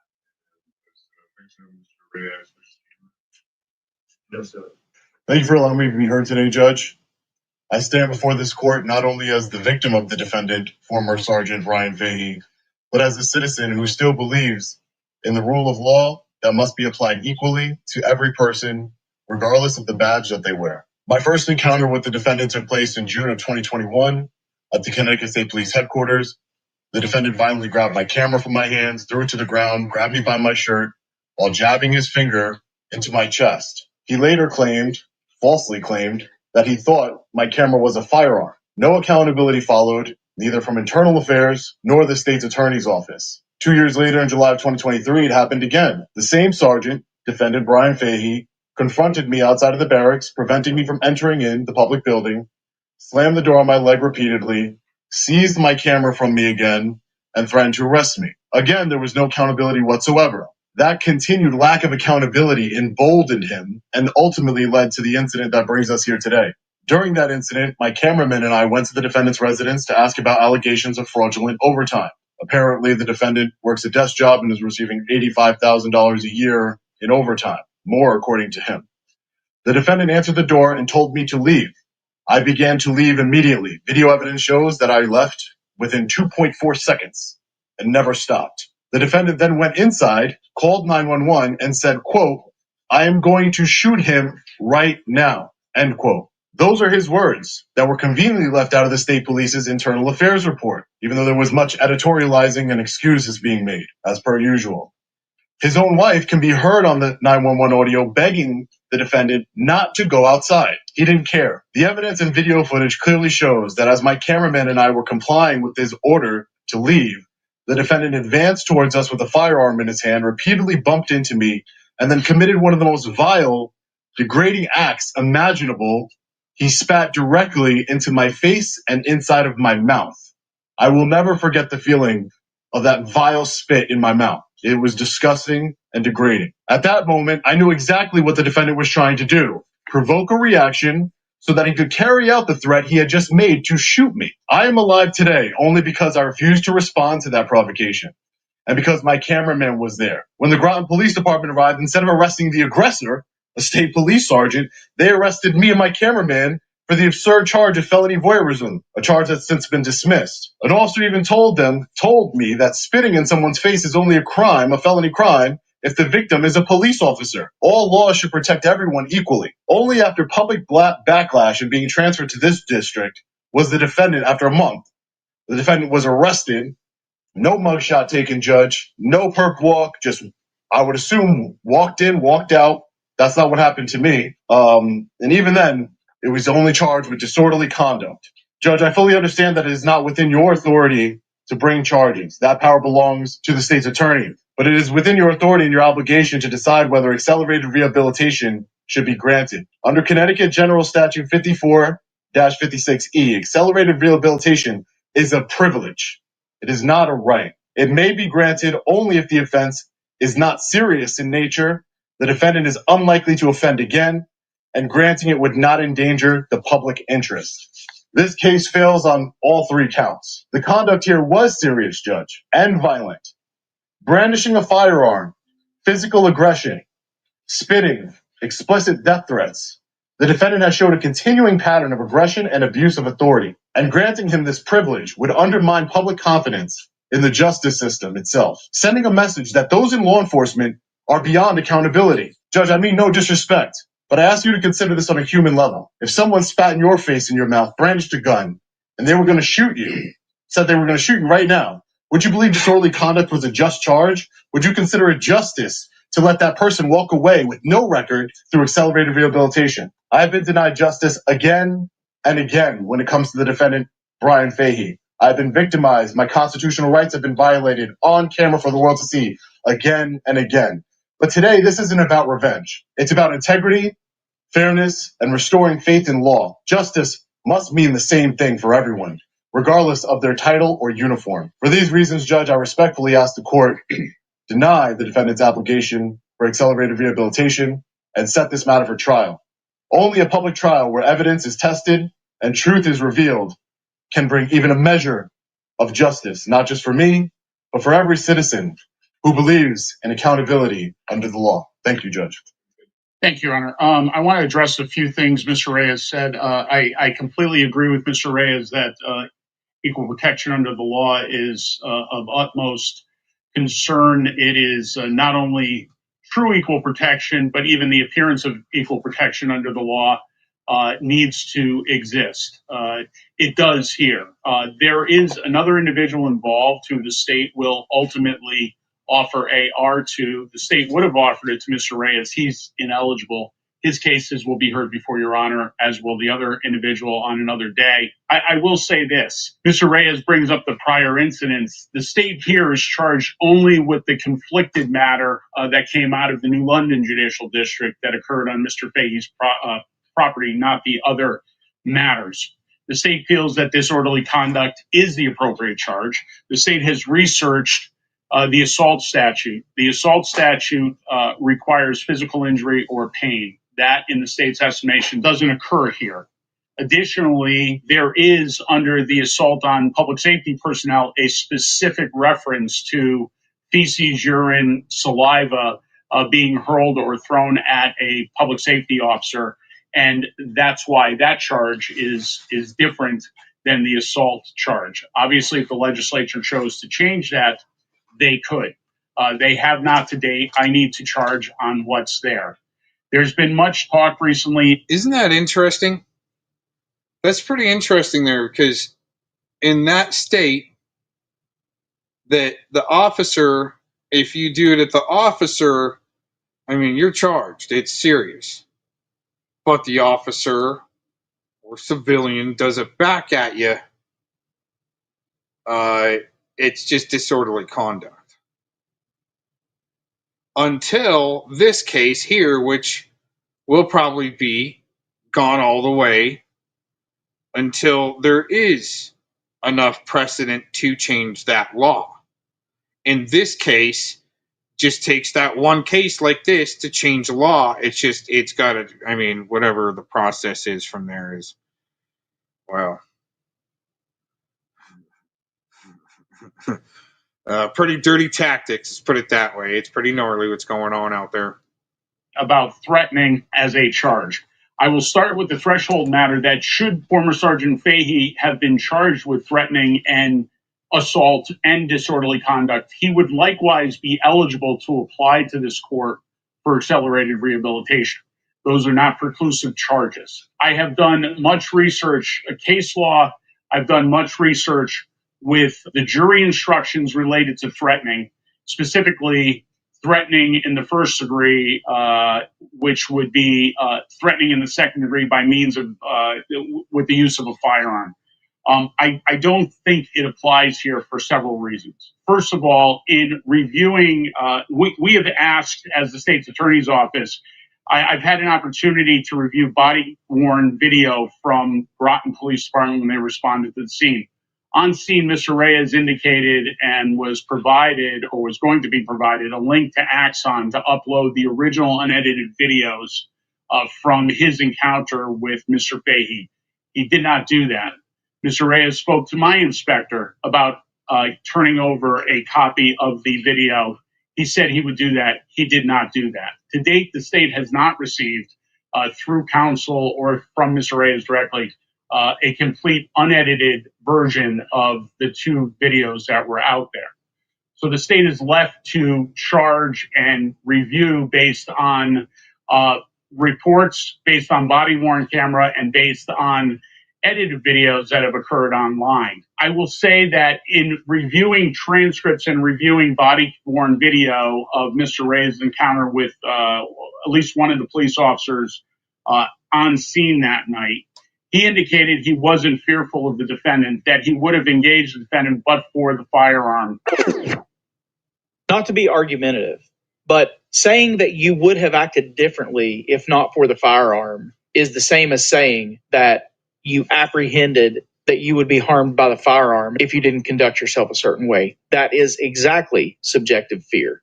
In the state's estimation, the words, which could never have been conveyed that day from the 911 operator to Mr. Reyes, could not possibly have constituted an imminent threat to him at that point. They are, in the state's estimation, bluster. The reason I say that is because Mr. Fahey had a firearm, encountered the defendant, and never acted on those words. If there was a threat that day, it would have been having the firearm at his side, on his own property, by the way, which runs into a gray area of protecting. I know from the threats I've received online that my office has received and Mr. Fahey did indicate he had received threats, not from Mr. Reyes, okay, to be sure, and neither have I, but from people who have commented on Mr. Reyes' video. And thus, the reality is one is entitled to defend oneself or one's family or others. There is justification when deadly threats have been raised against people. In watching the video, Mr. Fahey never, in the state's estimation, as they chest bumped out to the street, raised that firearm towards Mr. Reyes. He turned over the firearm when Broughton arrived. And the reality of the situation is that Mr. Reyes himself that day, and in the state's estimation, if there was a threat, it was the firearm itself and not the words that were never heard by Mr. Reyes till some 6 weeks later. Mr. Reyes himself indicated on body-worn camera that in some ways he indicated he sort of saw the actions of Mr. Fahey as being understandable, except for the spitting. What bothered him was the spitting. And in the state's view, the appropriate charge for spitting in that situation is a charge of disorderly conduct, which the state, upon reviewing the file, receiving the file, it took nearly a month to get the file here, and within a week or two, the state had the Groton Police Department prepare a warrant, which the state signed, and it was presented to a judge of the Superior Court. And Mr. Fahey, like any other citizen similarly situated, turned himself in on that warrant. And we stand here today before Your Honor on the AR application. But I wanted to make it clear why those other charges, because there's been much talk about those other charges. And in the state's estimation, those charges are inapplicable to the situation that occurred here. The state's ultimate goal, quite frankly, Judge, is, I know there's civil suits pending. I know there's ongoing litigation. The state's ultimate goal is for Mr. Fahey to stay away from Mr. Reyes and for Mr. Reyes to stay away from Mr. Fahey. And that's the state's ultimate concern. The state does not want this to escalate any further than it has. But based on the actions that I must judge my charges on, and that is simply the actions at Mr. Fahey's house that day, not any previous actions, because I'm left with that simple conflicted incident and not the pattern of conduct. I felt that the disorderly charge was the appropriate charge, and that's what Mr. Fahey was charged with. Now, when I saw this hearing, I wasn't just disappointed. I was insulted, not only for myself, but on behalf of every citizen in Connecticut who doesn't understand how much they were manipulated on that day. So instead of letting it go, because that's not what we do here, I'm going to break it down. I'm going to show you all of the different ways that this was manipulated, that it was basically a dog and pony show, smoke and mirrors, theatrics, a bait and switch dressed up like justice, but looking readily identifiable as just us. We're talking about a hearing on accelerated rehabilitation, which is basically Connecticut's word for diversion. And a diversion is sort of like a leash that the court puts on a person either before or after they're officially prosecuted and says, if you do certain things for us, we'll do certain things for you. And at the end of this, it'll be like none of this ever happened. Now, to understand what happened, you need to know that there are two kinds of diversion programs, generally speaking, and those are pretrial diversions and judicial diversions. A pretrial diversion is like a waiver of prosecution. The state says, we're going to dismiss this as long as you jump through these hoops. There'll be no plea, no conviction, just an agreement between the parties. We call that in Tennessee a pass and dismiss. Basically, we say, hey, look, you don't get any trouble for 6 months, 12 months, 18 months, whatever it is. We'll dismiss this case, no problem. And then once a case is dismissed in Tennessee, you can get it expunged off your record. But we don't use generally an official pretrial diversionary process. We generally rely on what's called a judicial diversion. And a judicial diversion looks similar, but the defendant actually will generally negotiate for that diversion by pleading guilty up front. And what happens is the court kind of tucks that guilty plea in their back pocket, and then if the person finishes probation and completes the terms of the agreement, the court will erase the conviction. And if the defendant does not meet their end of the bargain, then the judge will enter the conviction. But the difference is what the state has to do in order to get a conviction on a pretrial diversion and a judicial diversion. The key difference is that in a pretrial diversion, if the defendant screws up here, the state still has to prove the whole case. In a judicial diversion, all the judge has to say is, hey, we're revoking your diversion. You screwed up. We're going to enter the conviction as if you pled straight up. That's the difference. Connecticut's accelerated rehabilitation program is a pretrial diversion. It's quick, procedural. It usually takes 5 minutes.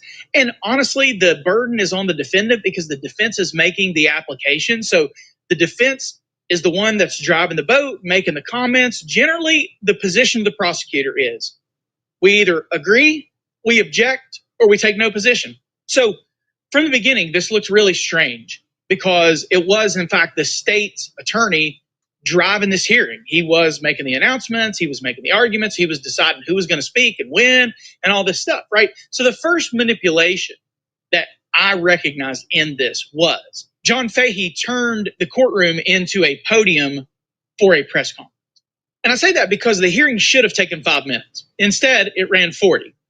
Why? Well, because John Fahey needed to use it as a way to speak unilaterally like it was his own personal press conference. And what's strange about that is that every district attorney's office in America has a media relations person. Any prosecutor can call a press conference on any case at any time and the media will be there, especially in a high-profile case like this one that's gotten a lot of attention.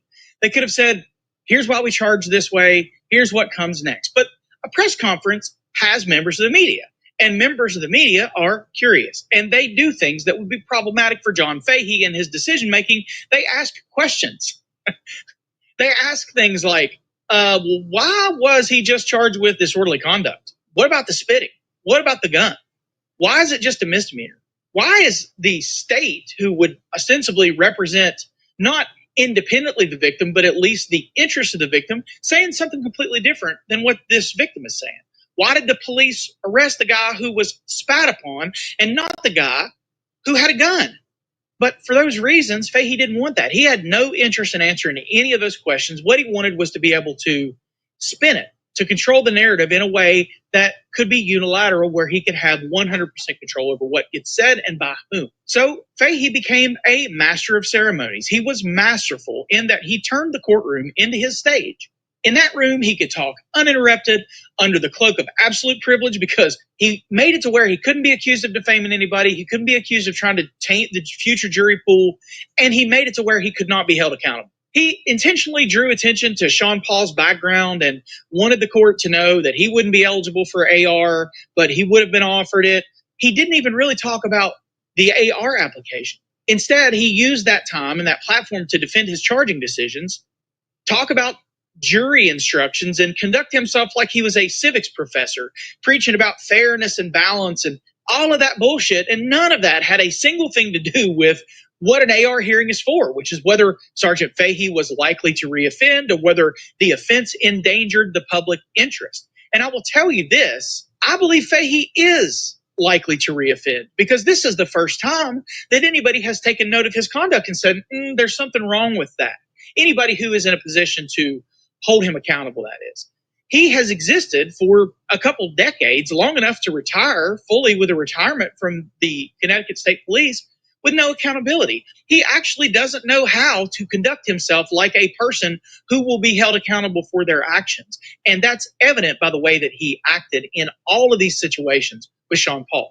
This dude is a hothead who flies off the handle over nothing, and time again has had his conduct ratified by the people in authority over him. He has no reason to think that what he did here was wrong because he's getting a sweetheart deal, and he's going to reoffend because he's no longer going to have the coverage of the Back the Blue crowd. But what Fahey did here was masterful in a cynical way. He turned a 5-minute administrative hearing into a 40-minute media event conducted in the one place where nobody could ask him a question. That's not prosecution, that is PR from a podium in a courtroom.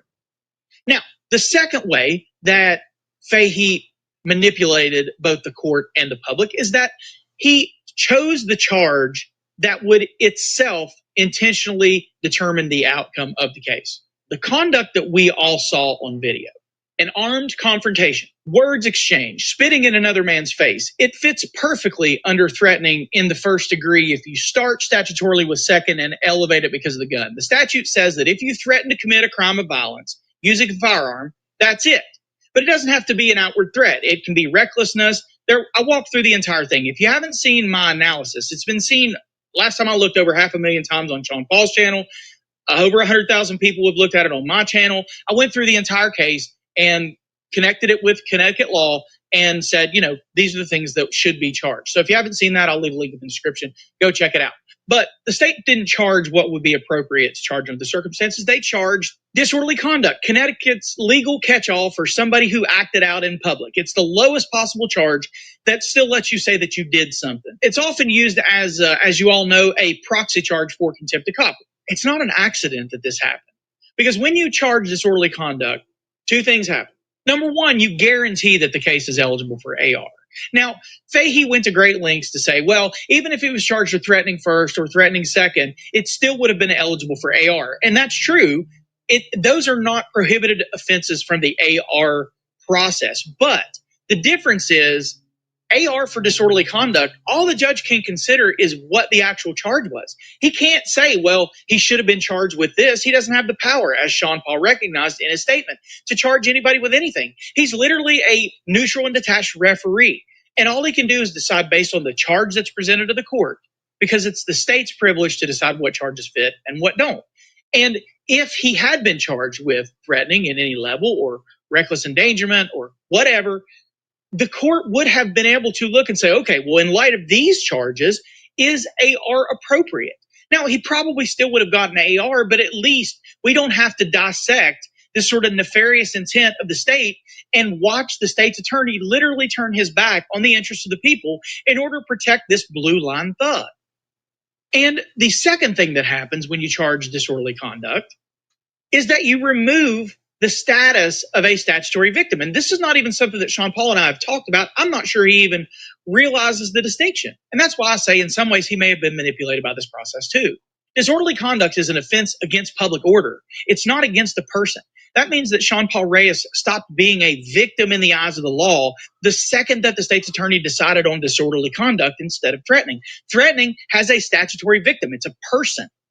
Disorderly conduct is an offense against the public, so there is no statutory victim here. Sean Paul was rendered a mere complaining witness in the process of this prosecution. And then to make it look like it was being conducted fairly, Fahey allowed Sean Paul to speak at the hearing, a right he didn't actually legally have. See, that's the trick. That's the sleight of hand to give the public a performance of fairness while making sure that nothing Reyes said could actually change the result. They didn't go so far as to silence him. They did something worse. Knowing that he would publicize it, they manipulated the process so that they could use his audience and the popularity of his platform and this case to reach the masses and control the narrative in a way that didn't have them answering questions that they didn't have good answers for. And that leads me into the third manipulation that John Fahey exacted upon the people of Connecticut and the court, and that is misleading the court about the merits or the elements of threatening. And you might say, well, I mean, how could he mislead the court, James? Because judges understand what the elements of threatening are. No, there are hundreds of statutes. I'm telling you, judges don't know elementally all the offenses for which the people were charged in their courtroom. They just don't. There are hundreds of statutes. These guys sees thousands of people. The judge wouldn't have known whether the pattern jury instructions were or were not exactly what John Fahey said unless he took it upon himself to do the research. Okay, so that's the most insulting part, was Fahey told the judge and anybody else who was listening that the elements of threatening weren't met because Sean Paul didn't know about this 911 call where Fahey says, I've got a gun and I'm going to shoot him right now. Therefore, he couldn't have been afraid. Well, that position is either ignorance, and I don't think John Fahey is ignorant. I think he's manipulative, and I think he knows exactly what he's doing, or it's deceit. And I'm not really sure which is worse, but I know that John Fahey is not ignorant. Let's pull up Connecticut's own pattern jury instructions here to make it clear.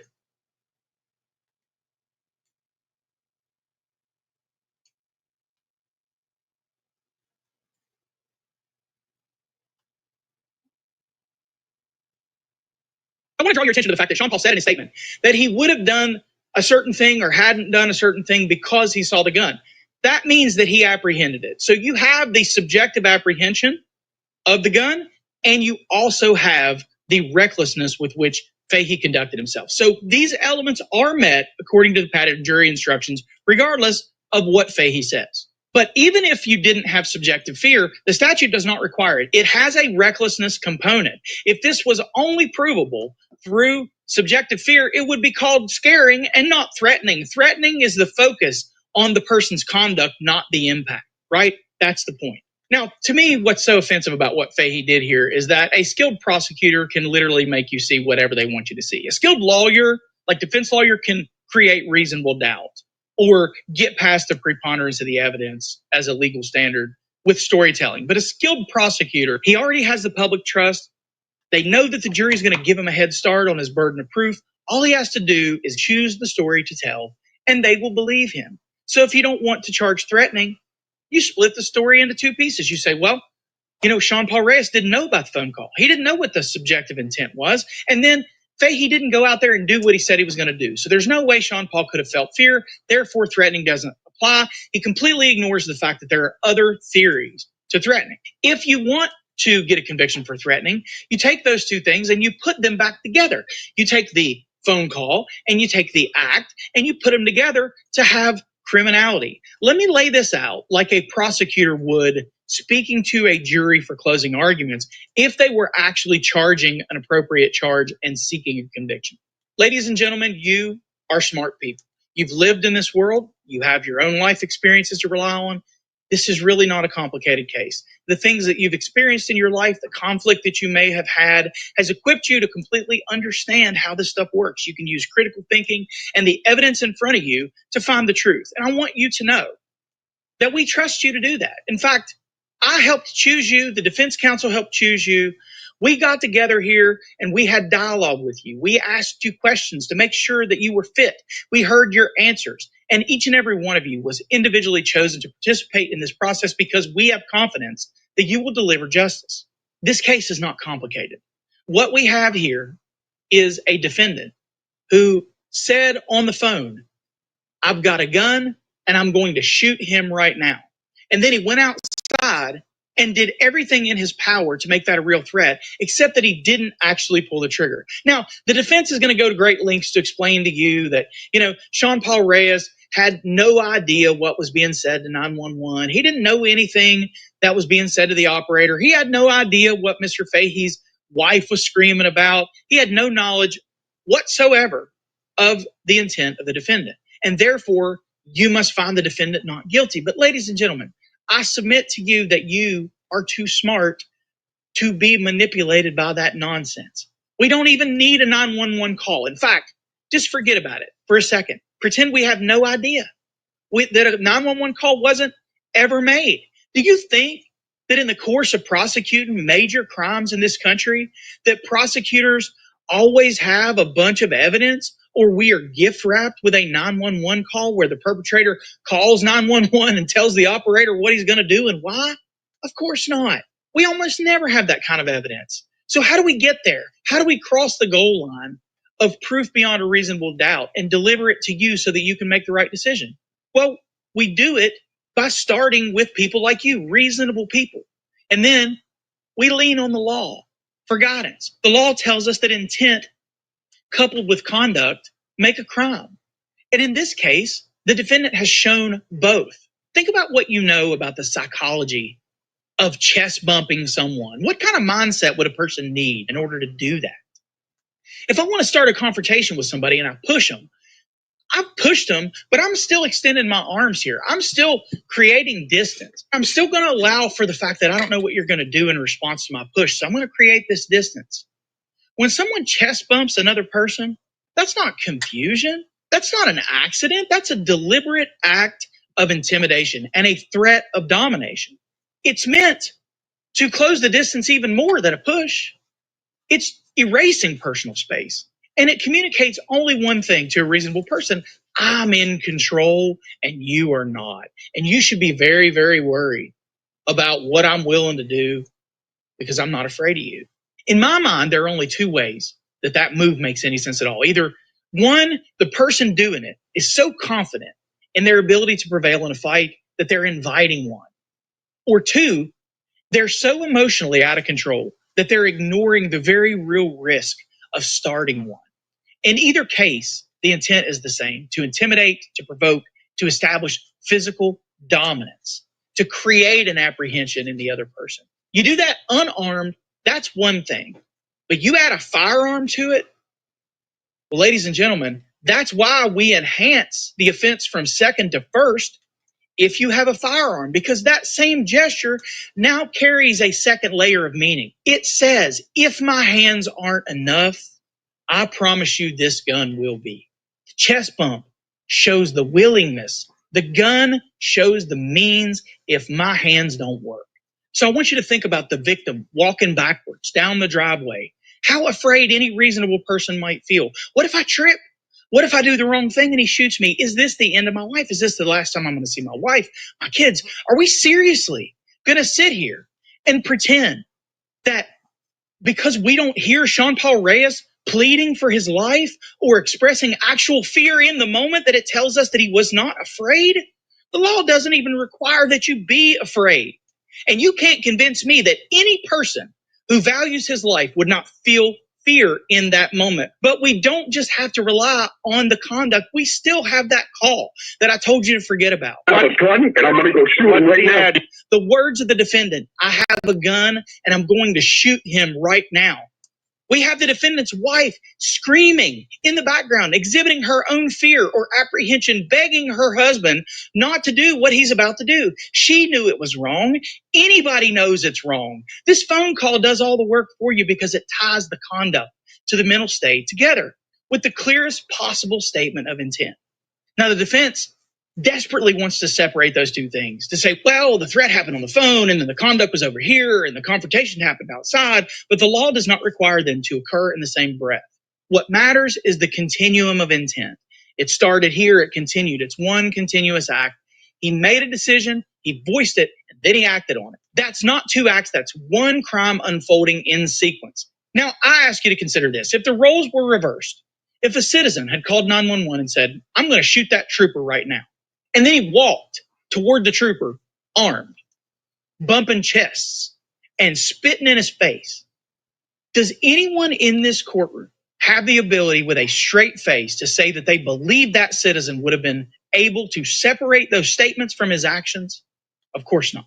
So don't be manipulated by the fact that this guy used to be a public servant. He is just a defendant who committed a violent crime and needs to be held accountable. And for that reason, I ask you to do what is obvious or should be obvious to everybody in this courtroom and find beyond a reasonable doubt that Brian Fahey is guilty of threatening in the first degree. Now, that's what I would say if I was a prosecutor, but I'm not a prosecutor. In closing, John Fahey didn't just undercharge a cop. He scripted a performance to defend the decision in real time from the only stage where he could speak unilaterally without challenge. He used a courtroom the way a politician uses a podium, to manage optics, not to seek justice. He let the victim speak for show, but made it to where he wasn't actually the victim. And then he took the mic to explain why his own office was beyond reproach. The irony is that the only person telling the truth in that courtroom was Sean Paul, and everything he said in that hearing was correct, but by design, none of it mattered. The outcome was baked into the cake from the moment they chose disorderly conduct instead of threatening. And that's why this matters, because if the state can undercharge one of their own, use the AR process and then the courtroom to launder the narrative and call it transparency, then the rule of law has basically become non-existent, which I know is how most of you feel anyway. But it's important to remember that the state's attorney represents the interests of the people in that state. The people's interests are never served by manipulation and using insider trading secrets to piss down their back and call it rainy season. Now, earlier I mentioned that this situation was dressed like justice but looked like just us. I've become convinced that justice has become so performative for the John Faheys of the world that they don't even recognize what real justice looks like anymore.